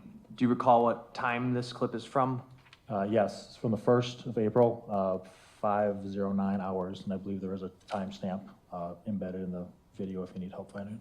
Okay, and that vehicle that we just watched pull in, that's the Uber you're talking about? Yes, looks like a SUV of some sort. Right here that I'm circling? Correct. Okay. And I would move the entirety of 236 into evidence. Any objection? No. It's received. I played that clip to 19 seconds. I'm going to go to the next clip.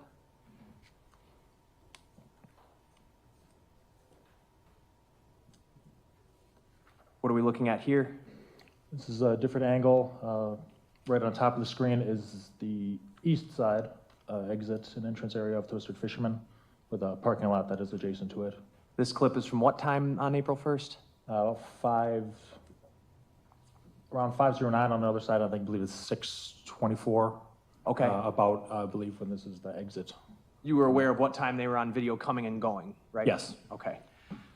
So where do we want to be looking? All right, right where I'm circling here? Yes, at the top of the screen, right in the center. Behind that vehicle is a chain link fence.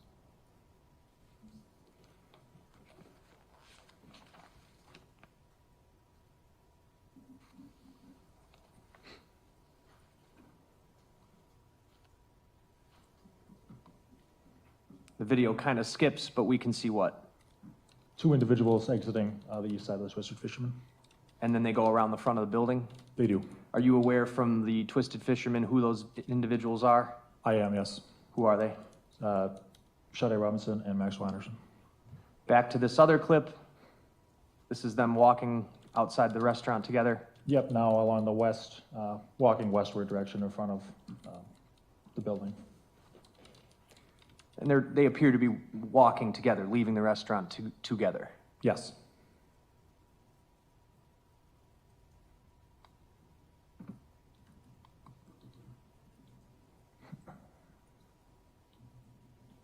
Where are they walking to? The west side parking lot where Sade's vehicle was parked. Okay.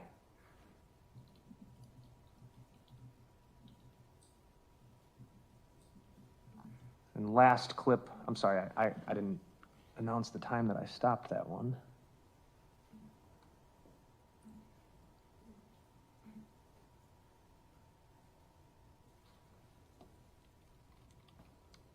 All right, I'm stopping it at 44 seconds. So right here where I'm circling, there's some trees and whatnot. Do you know from other angles if that's where her car is parked? From looking at this video and seeing some small movement behind the trees, the vehicle was parked there. Okay, and then let's go to the final clip. Different angle, but in this one you can actually see where her car is parked, correct? Correct. I'm gonna zoom in. I'm circling right here, two people, that'd be Sade and Mr. Anderson. Correct, leaving the restaurant, excuse me. All right, playing from 0 minutes, 0 seconds. It kind of skips, correct? It does. But you can see them walking together. Yes. All right, and right here where I'm circling, what's that? That is her vehicle parked facing the direction of the camera. Do they appear to both get in the vehicle? They do. And what time was that at? About 6:24 or 5 at that time. So the Uber drop-off was at 5:09. They Correct. were in the restaurant, they left at 6:24, both going towards Sade Robinson's car. That is correct. Nothing else. Defense? No. Thank you. Thank you. State your next witness. State calls Russell Davis.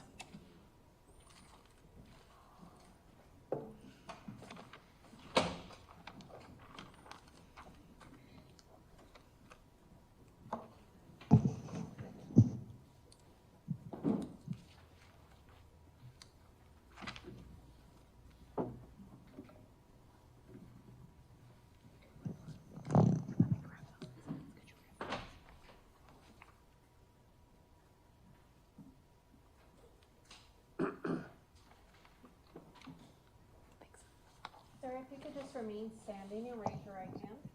Do you solemnly swear that the testimony you give in this matter will be the truth, the whole truth, and nothing but the truth, so help you God? Okay, if you can please be seated, state and spell your name for the record. Russell Davis, spelled Russelldavis.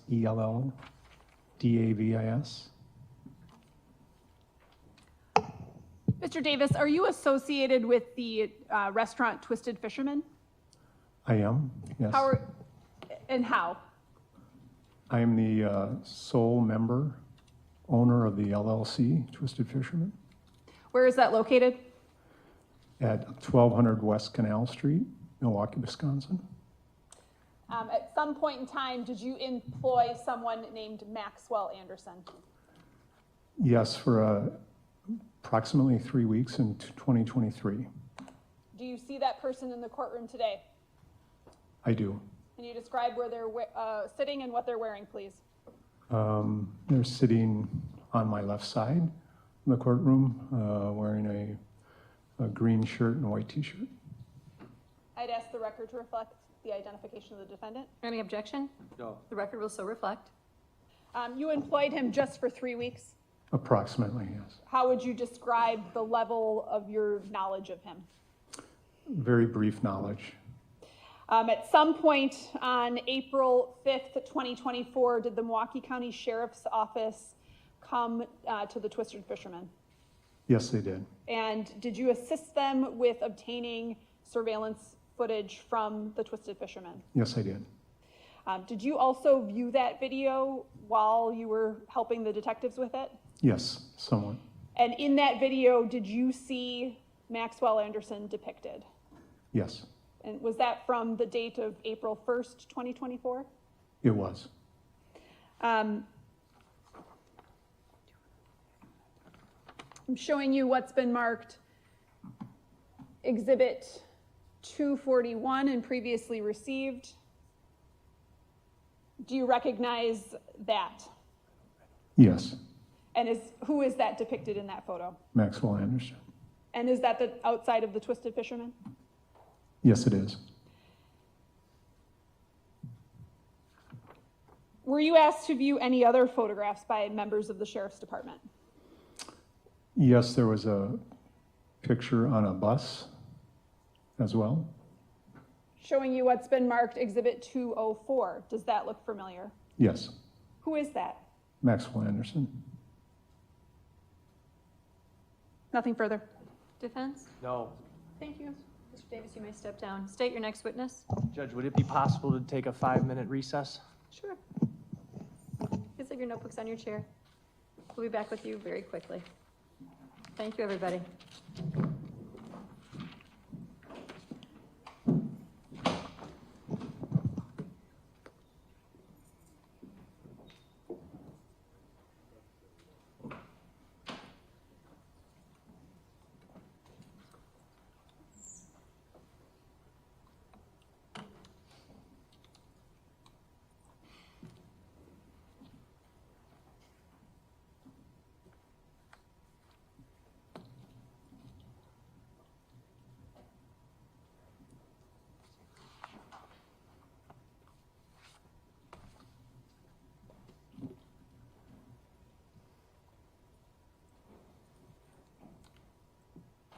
Anything to address on the record, State? No.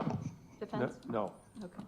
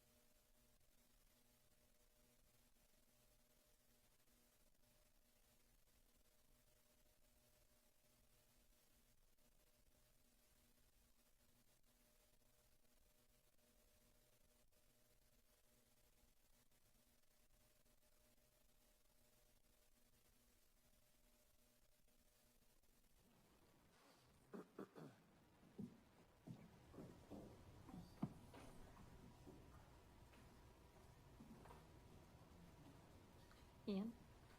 Celeste has to classify the exhibits either as discs or as thumb drives. That's why I keep asking you. So if you just, when you're putting it in, if you just say which one it is, then it'll save me asking you.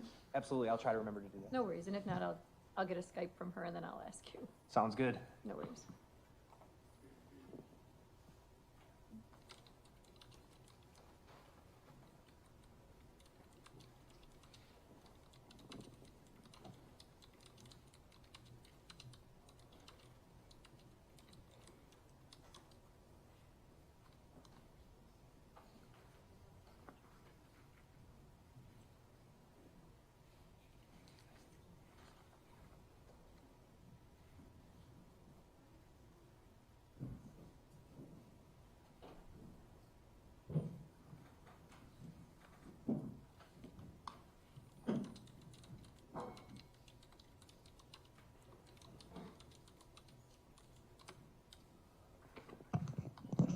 Okay, we'll go back on the record. We have the same appearances.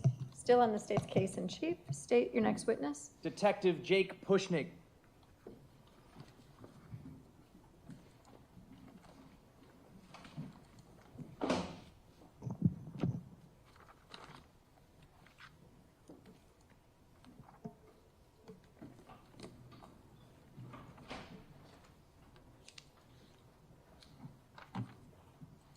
Do you solemnly swear that the testimony you give in this matter will be the truth, the whole truth, and nothing but the truth, so help you God? Yes, ma'am. You can please be seated, state and spell your name for the record. First name Jake, Jake. Last name Pushnig, Puschnig.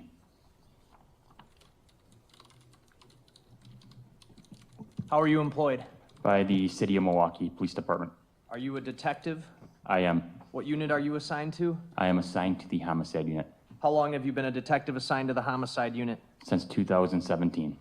Were you involved in the investigation into the disappearance of Sade Robinson? I was. Was one of the roles you played in that investigation to attempt to retrieve or review video from the area of downtown Milwaukee? It was. Had you and your department been informed that Miss Robinson, at some point in the evening of April 1st, 2024, went to the Twisted Fisherman restaurant? Yes. And were you given approximate times that Miss Robinson was believed to be at certain places? Yes. After departing Twisted Fisherman, where was it believed that Miss Robinson had traveled to? She traveled to Water Street, which is Duke's on Water. Is that a bar? That is a bar. It's on the corner of what? Water and Juno. There are a number of different bars, taverns on that stretch of Water Street, correct? Correct. Did you attempt to, did your department retrieve video from Duke's on Water that in fact confirmed that Miss Robinson had gone there? Yes. Did you also try to get video from a City of Milwaukee camera that is situated on Water Street? Yes. Where is the camera that you tried to get video footage from? It is a Milwaukee Police Department pole camera, which is on Water and Highland. Why does your department have pole cameras up and down Water Street? Because Water Street is a busy area during bar hours, and we want video of what is going on. It's a bar district, right? Correct. And have you utilized these cameras before? Yes. There are pole cameras in other parts of the city as well, but they tend to be in places more frequented, correct? Correct.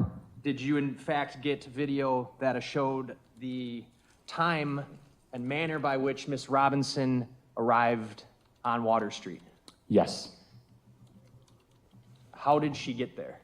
In a 2020 Honda Civic. Was she driving it? She was. And was she with anybody? Yes. Okay. And this pole camera footage that you got, did it capture the exact times that Miss Robinson arrived and left in the Honda Civic? It did. Give me 1 second here.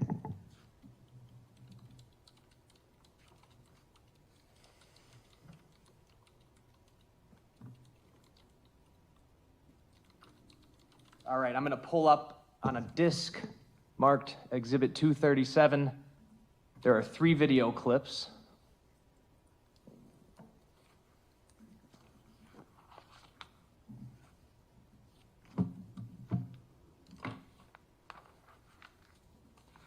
All right, Detective, why don't you orient us a little bit? Yes, so what you are looking at is Water Street. You are looking northbound on Water Street. You see a red building on the top left corner, and then there's a security car on the top right corner. Where I'm circling? Yes, All right, and then the red building here? yes, And so the intersection that would be sort of on the bottom of the screen here, although you can't see it on the camera view, would be Highland, right? that is correct. The next street up north, as we're looking, would be Juneau? Correct. And where is Dukes on Water related to this camera footage? It is the top left corner. So Dukes on Water would be the northwest corner on Water and Juneau. So basically, to get to Dukes, one would simply walk up this sidewalk here, cross the street at the next intersection, and it's right there. Correct. And what are we going to, where should we be looking here when I'm gonna play this? You should be looking at the security car, which is on the top right corner, which is on the east side of the street. There's no date and time stamp on the video frame, right? Correct. But what time stamp are we looking at? Or what time is this video from? This video is from April 1st, 2024 at 6:31 p.m. and 59 seconds. Okay. I'm going to advance this video clip, and I would move 237 into evidence. Any objection? No. Received. I'm going to advance this video clip to 1 minute and 10 seconds. So if we go 1 minute and 10 seconds into the video, we would be taken up to approximately what? You'd be taken up to approximately 6:33 p.m. And were you aware of the approximate time that Miss Robinson departed from from Twisted Fisherman in her Honda Civic? I do not. Okay. I'm going to play this video from 1 minute, 10 seconds.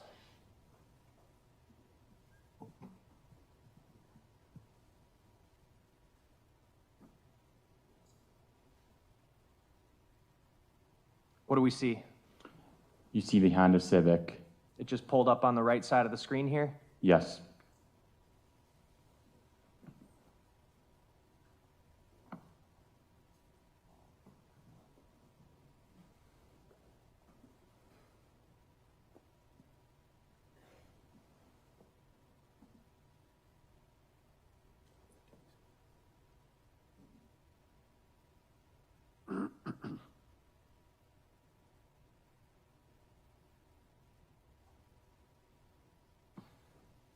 The security guard car did what? Security guard took off. It went northbound on Water Street.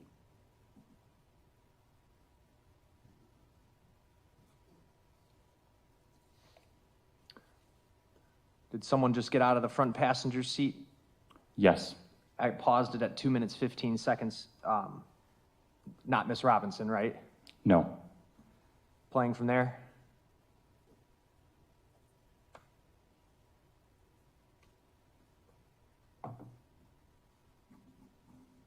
Now what's happening? Now Miss Robinson is getting out of the driver's seat.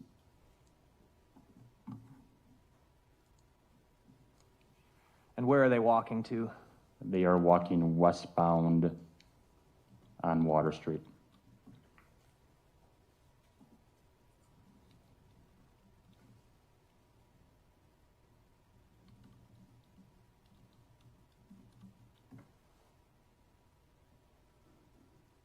They check the door of that tavern?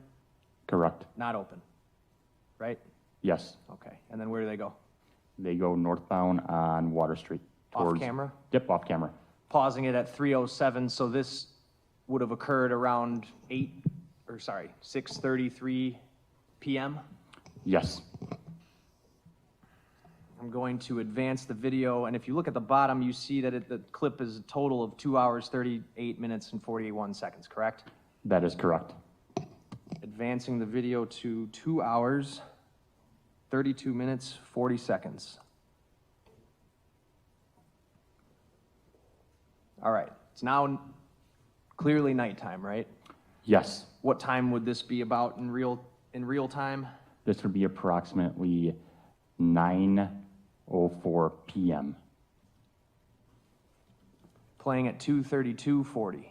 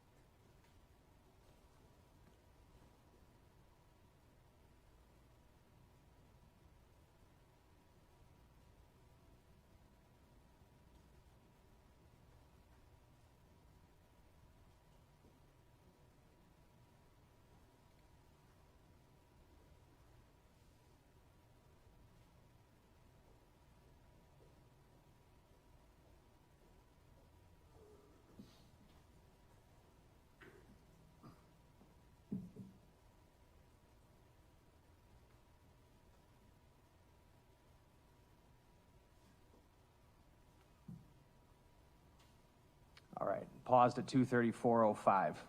Summarize what we just saw. You've seen the two individuals that walked that way. They came back to the vehicle. They got inside the vehicle, and then the vehicle then drove northbound on Water Street. I have it picking back up at 2:32:40 at the beginning of that clip I just played. At this point, we see the two individuals walking, Miss Robinson, right? Correct. Okay. Now, when she approaches the car, I paused it at 2:32:56. Does it appear she hits a key fob of some kind?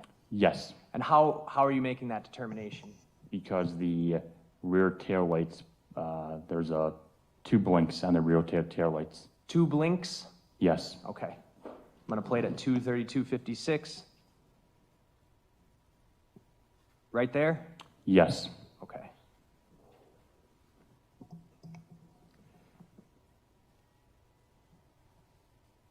Paused at 2:33:07. The two blinks, in your experience, that would be consistent with like someone hitting the unlock button on a fob? yes. All right. Then they drive off. That's about what time? About 9:04, 9:05-ish. Miss Robinson gets into which seat? She gets into the driver's seat. Does she appear to be struggling to stand or walk in that brief period you can see her walking there? No, I'm going to play the next clip. That first one is video title. It's the only one that says Water and Highland on it. The next one is going to be a clip that is titled, in the title it says Water Juno.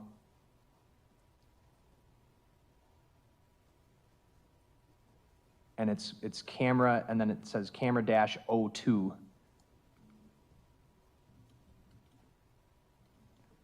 All right, we're looking at what now? now you are looking at a camera on Water and Juno. The camera view is facing southwest. And Dukes is on this upper corner here in the right. That is correct. Playing this clip, it's 56 seconds.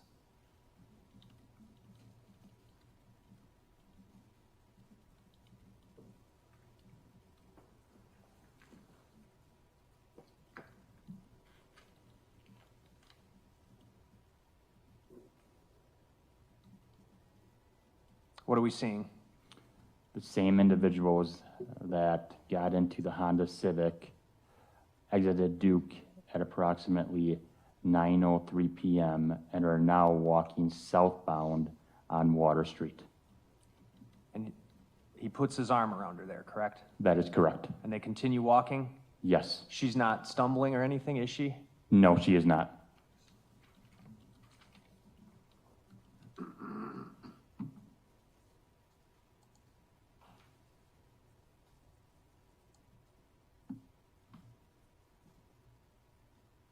And then the last clip.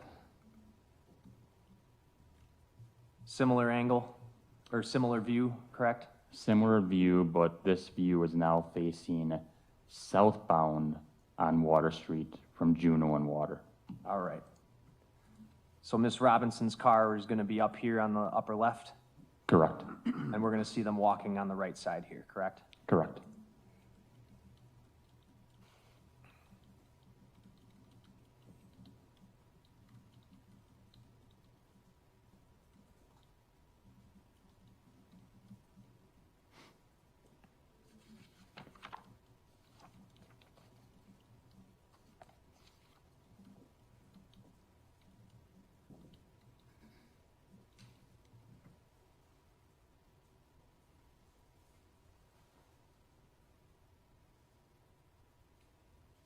At this point, they're on the west sidewalk, Yes, they are in up the, where my mouse is? yes. Okay.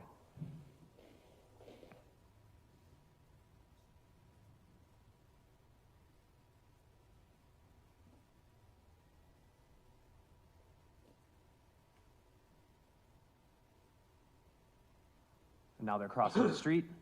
Yes, they're crossing the street going eastbound.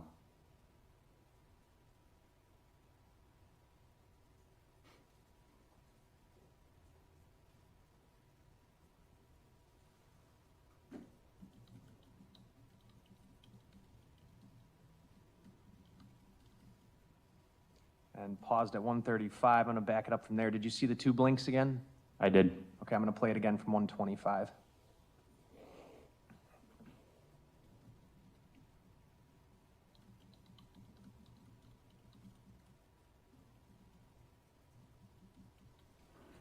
She gets in what seat?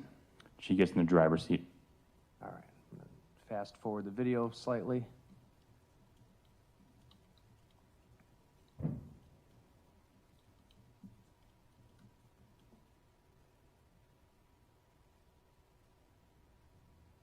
All right, and then she pulls off northbound on Water Street. Correct.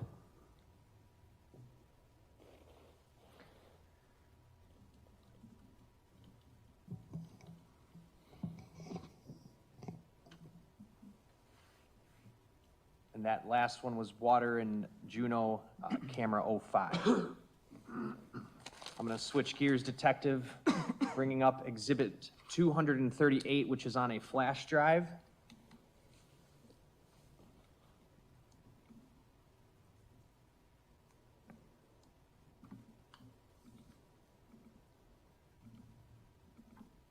I'm gonna start with channel 1 here. I've got this, the video is queued up to April 1, 2024, 6:36:08 PM is the clip I'm on right now. What are we looking at, detective? Where's this video from? This video is from Dukes on Water. I'd move exhibit 238 in. Any objection? No. It's received. Is the date and timestamp on the Dukes on Water video accurate or off at all? I believe it is accurate. Okay, so I'm gonna play this clip from 6:36:08 PM. And for the record, when I'm pulling up the clips, I'm gonna go by the timestamp on the video screen. And the reason I'm doing that, detective, when you went through these, as I'm showing you on my screen, there's hundreds of video clips, correct? Correct. Some of them, and this is just channel 1, but some of them are only merely seconds long, fair? Yes. And some are hours long? Yes. Okay. And I think this, for camera 1, down in the corner, there's 214 clips, right? Correct. All right, you watched these clips. Were you able to determine some of the cameras just had absolutely no relevance, like they showed the basement or something like that? Yes, the basement and storage. Okay. All right, I have camera 1 up. This is 6:36:08 PM. It's a 1-minute clip. What are we seeing? You are seeing the two individuals that got out of the Honda Civic walking up to Dukes and going inside Dukes. At 6:36 PM? That is correct. That would be consistent with them walking from their car where they parked around 6:33? Absolutely, yes. Pause that clip at 23 seconds. I'm going to go back to channel 1. The clip picking up at 8:30 and 10 seconds PM. And for the record, Detective, some of these clips were renamed for purposes of courtroom presentation, is that right? That is correct. All right.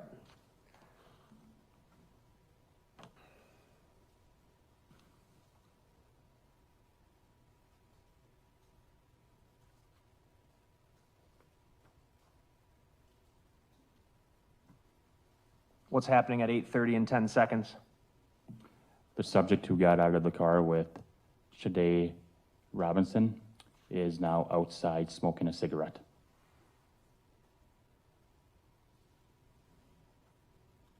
You see that subject in court? I do. Can you identify him? I'll stipulate. The record will so reflect. Is that the defendant? Yes. Thank you. I'll speed this up slightly.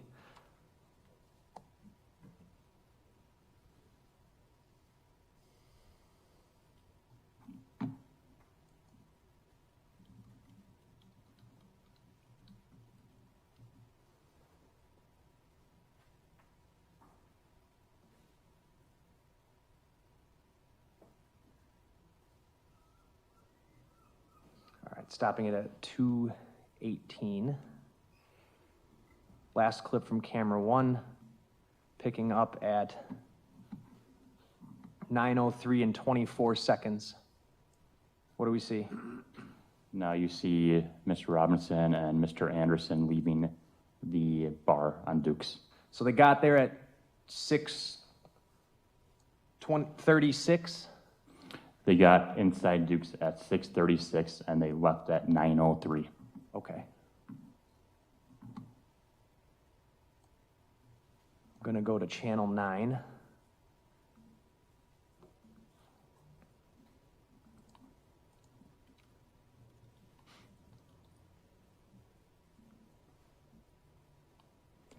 This is just a different camera of that same door, correct? Correct. And he's outside smoking at 8:30? Yes. Okay. And then if I go, this is at 8:31 and 7 seconds.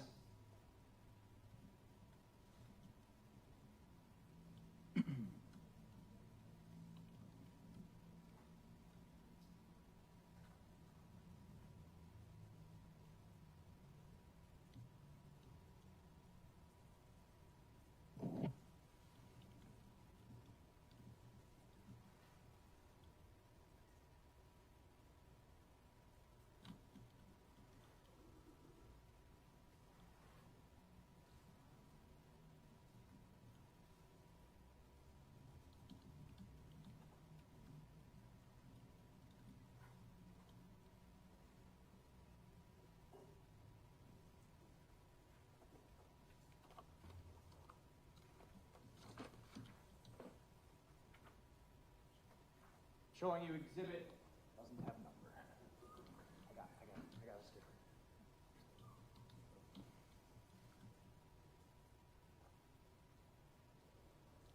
This is gonna be 456.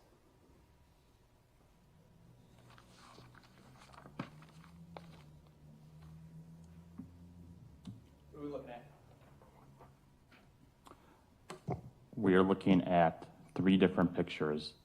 The first picture is a booking photo of Maxwell Anderson.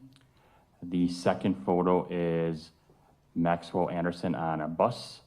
And then the third photo is Maxwell Anderson, who is smoking a cigarette outside of Dukes on Water, which is the clip that we just watched. Okay, and the bus photo is the one that's on the screen marked 204 here, correct? Correct. All right, I'm gonna move 456 in as published. Any objection? No. 456 is admitted, and you may. And it's just a side-by-side of those 3 images, correct? That is correct. Booking photo on the left, bus video photo in the middle, and smoking a cigarette at Dukes on Water on the right, correct? Correct.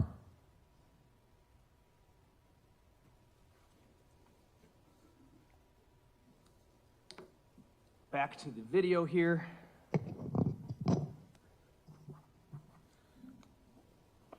Going to go to camera number 4.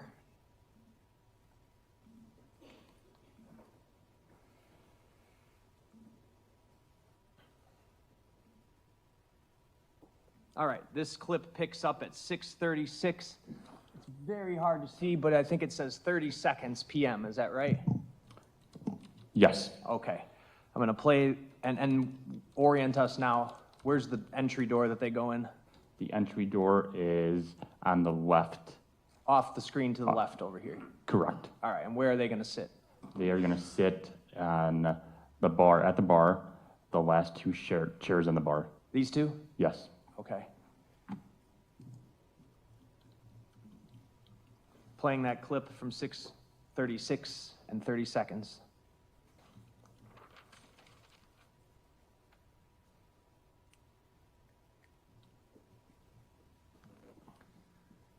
You see the bartender greeting the defendant?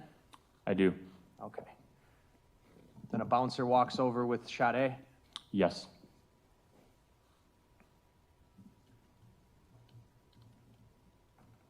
And she takes a seat.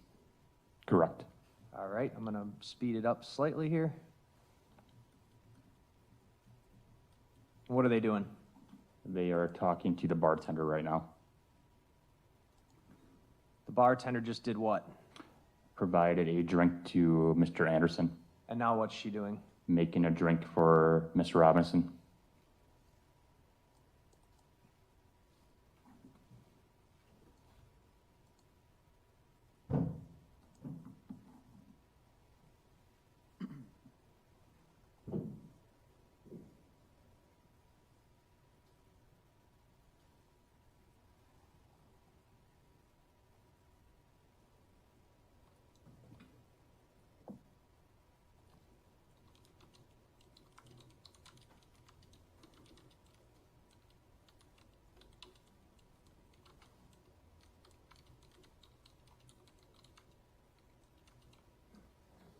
All right, and Miss Robinson has just gotten up?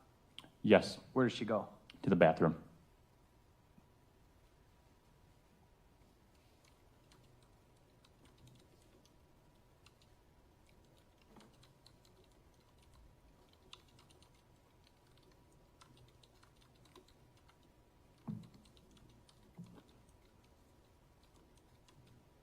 All right, and she returns to the bathroom at what time? 6:41:08. I'm sorry, returns from the bathroom.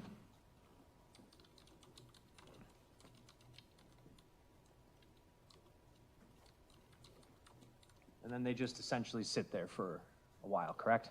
Correct. All right, I've got that clip paused at 6:42 and 8 seconds PM. Gonna go to the next clip.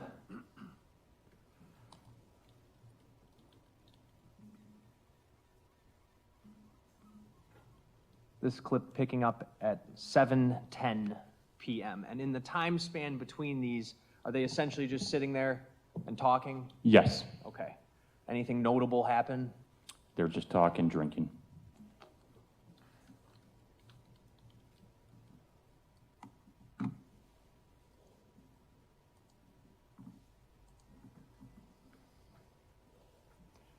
All right, we're about 7, 10, and 47 seconds. The defendant's showing her his phone. Yes.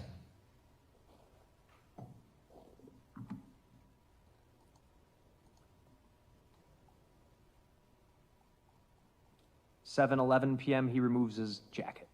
That's correct. Okay. Going to advance the video to 1 minute and 50 seconds in. This is 7:12:15 PM. What's the bartender doing? She is talking to Mr. Anderson, and it looks like they're playing dice.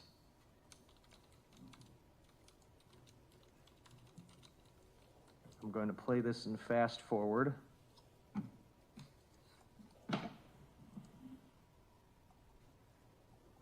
Mr. Anderson is playing a dice game with another patron to his left, not Sade? That is correct. All right, and the bartender's there too, correct? Yes. And she's doing what? The bartender was Not with the bartender, Sade. Sade is just sitting there.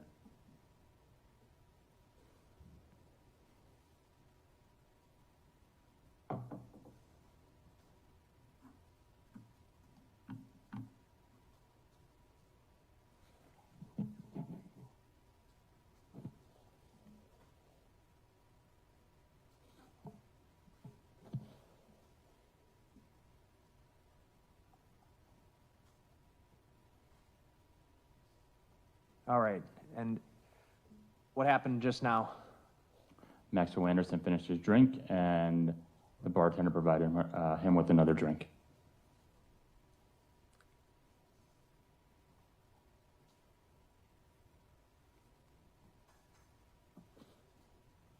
What's the bartender doing now?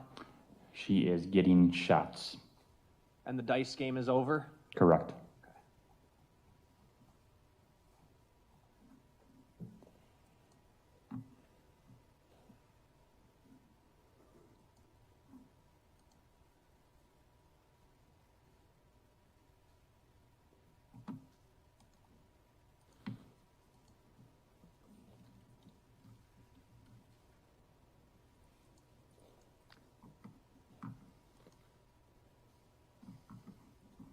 Did she pour one first, Sade? No. Okay. Just the defendant and then the other person who was playing the dice game? Correct. And at 7:17 and 42 seconds PM, the shots are taken? Correct. Okay.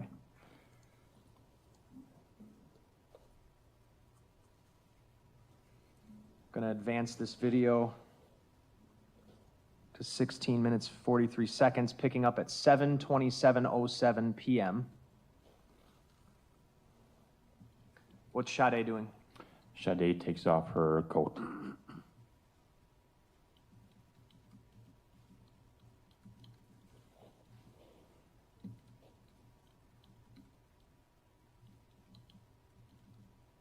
Now what's happening?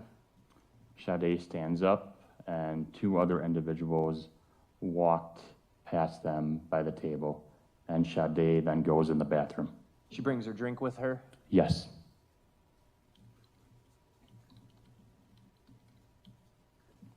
Advancing this clip to 20 minutes, 33 seconds. We're at 7:30 and 59 seconds PM. They're back at the bar, correct? Correct. All right. Bartender is doing the dice game again? Yes. Okay.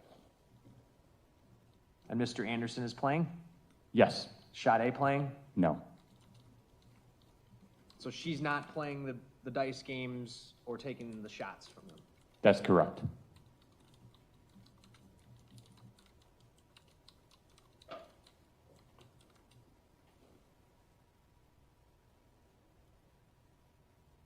All right, I'm going to fast forward this.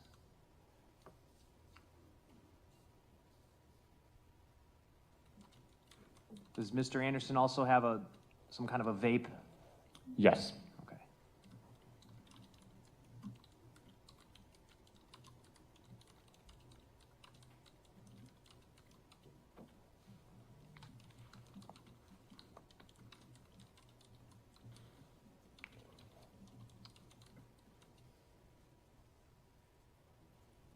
Appears by 7:33:52 the dice game is over? Correct. Okay, and the dice are kind of just sitting on top of the shake cup right here, right? Yes. I'm going to go to the next clip. Well, the next one is extremely short.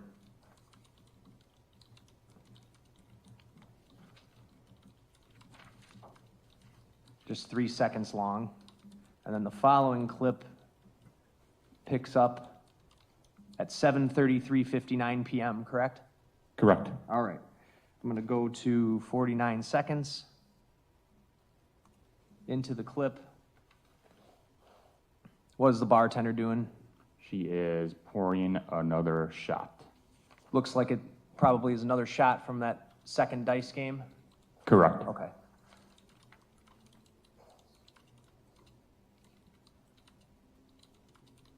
And who's doing that shot? Maxwell and the other individual. Is Sade taking a shot? No.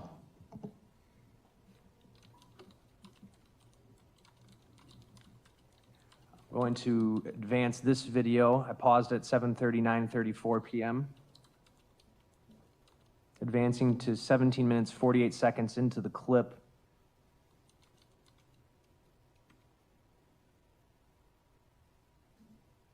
Which is 7:51:46 PM. What are we seeing now?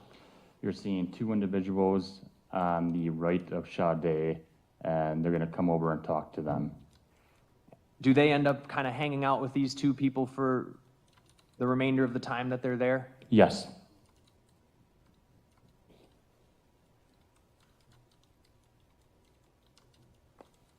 Paused at 7:52:38 p.m. I'm going to advance the video to 7:54:17 p.m.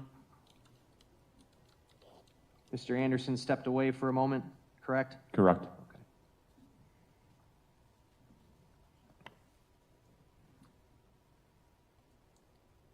And Sade and the female are doing what? Sade got up, the female is going to the music box, and Sade eventually goes over by the music box by the other female. Okay, and you know from reviewing other camera angles that even though it's not on camera here, what is there is what? A music box. Okay.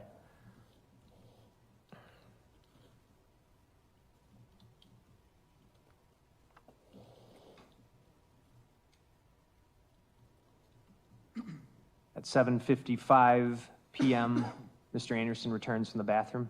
Correct.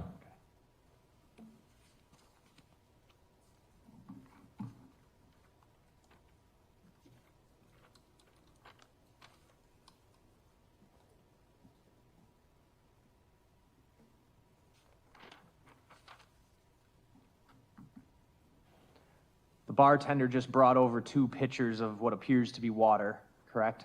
Yes. And what else did she bring over? She brought over cups, plastic cups. What's going to happen next? They are going to play beer pong. On this red table here? Yes, the red table that says Dukes. Were you made aware of whether anybody had provided information to the police about Sade playing beer pong at Duke's? Yes, there was an individual that provided that information. Going to advance. I paused at 7:57:20 p.m.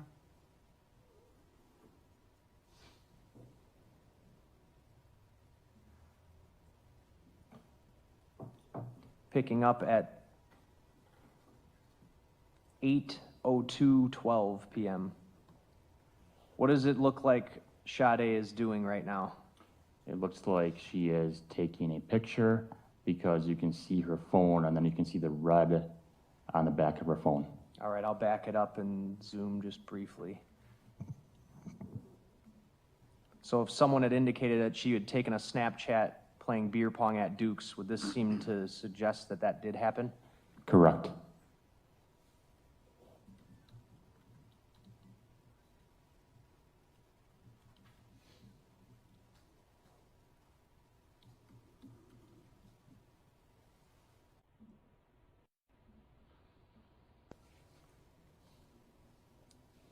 I'm going to speed the video up here. She's standing there on her phone? Yes. Okay. Where's Mr. Anderson? He is at the bar getting drinks.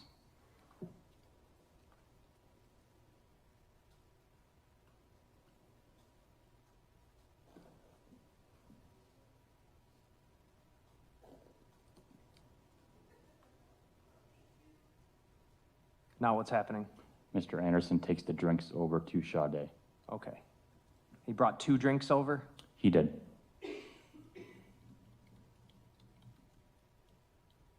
And one of them Sade takes and begins drinking, correct? Correct.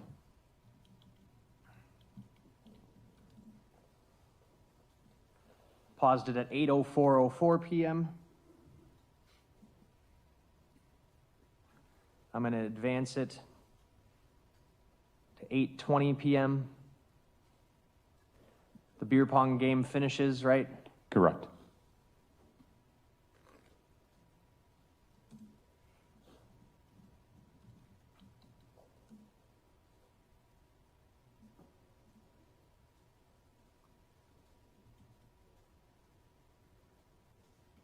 Now what's happening?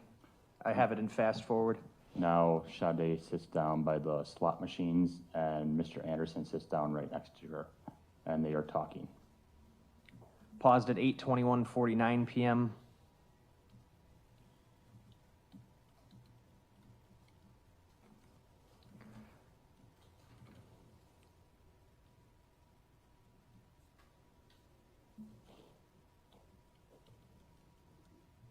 Sorry, 8:21:55 PM.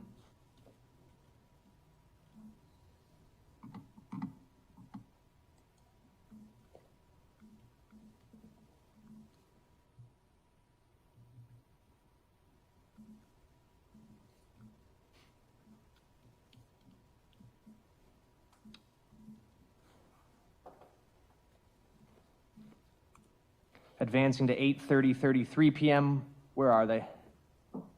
They are by the bar. And do we know from the other views, where is Mr. Anderson at this time? Mr. Anderson is outside smoking a cigarette.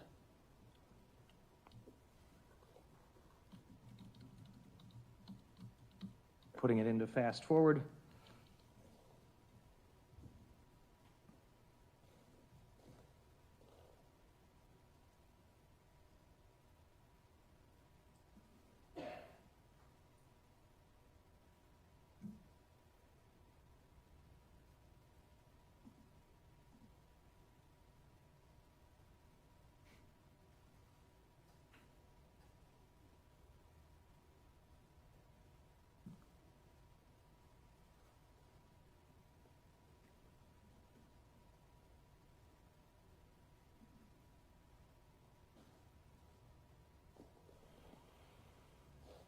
All right, I have it up to 8:35:42 PM. Mr. Anderson's returned to that area where they were originally seated. Correct.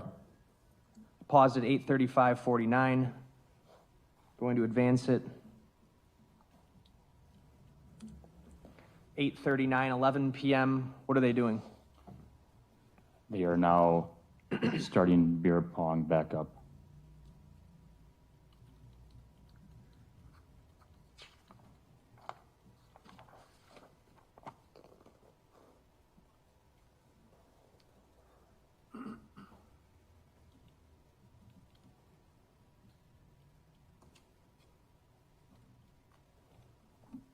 Playing it in fast forward.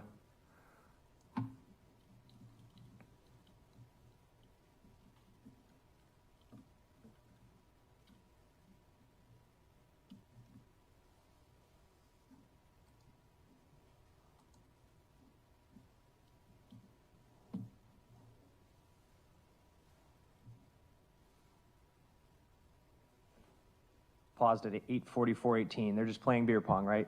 Correct. Fast forwarding to 8:45:24 PM. Sade and Mr. Anderson are talking near the bathrooms, right? Yes. Okay. And then the game resumes, right? Correct. Okay.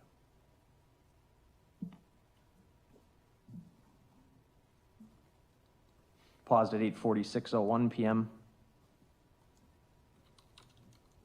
Advancing to 8:49:18 PM. Actually, I should have gone back a little bit. 8:49:11 PM. What's Sade doing? Sade then goes to the bathroom. And she doesn't appear to have a drink anymore, right? No, she doesn't.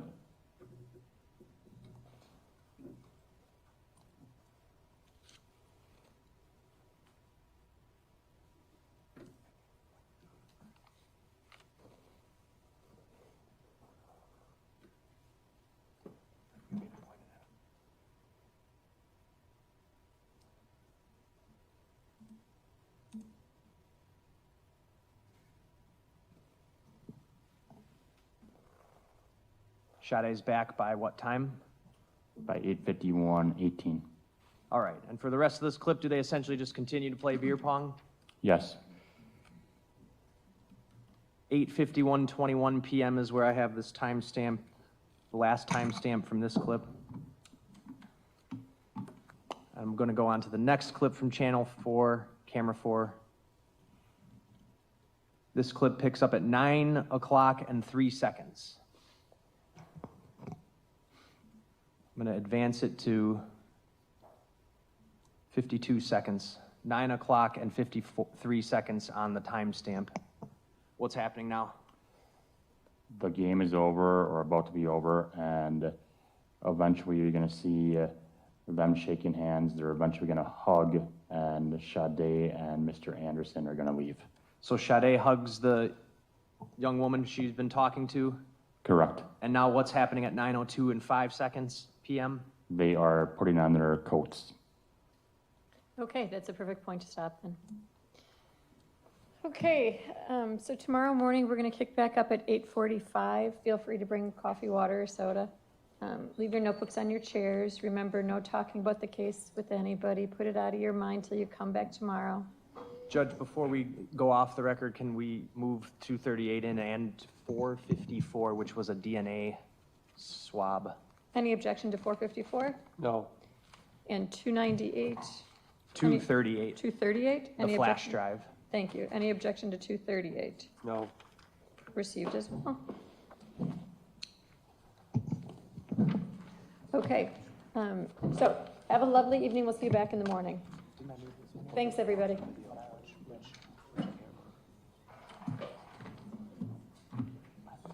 Yeah, no, I understand the location, but which camera?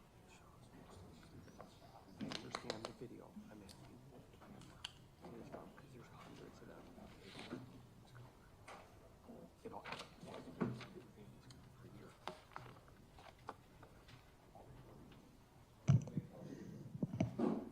I know. I remember the video. Walnut Street. I know. It's right by each of our cylinder service. It's right where the is. Anything further to address on the record before we break for the day? No, Your Honor. Yep. Attorney Cotton, anything to address? No, thank you. Okay, then have a lovely evening. We'll see you back in the morning. Just gonna say the same. I have 230, I don't have 239. That's just the still from Duke's, yeah.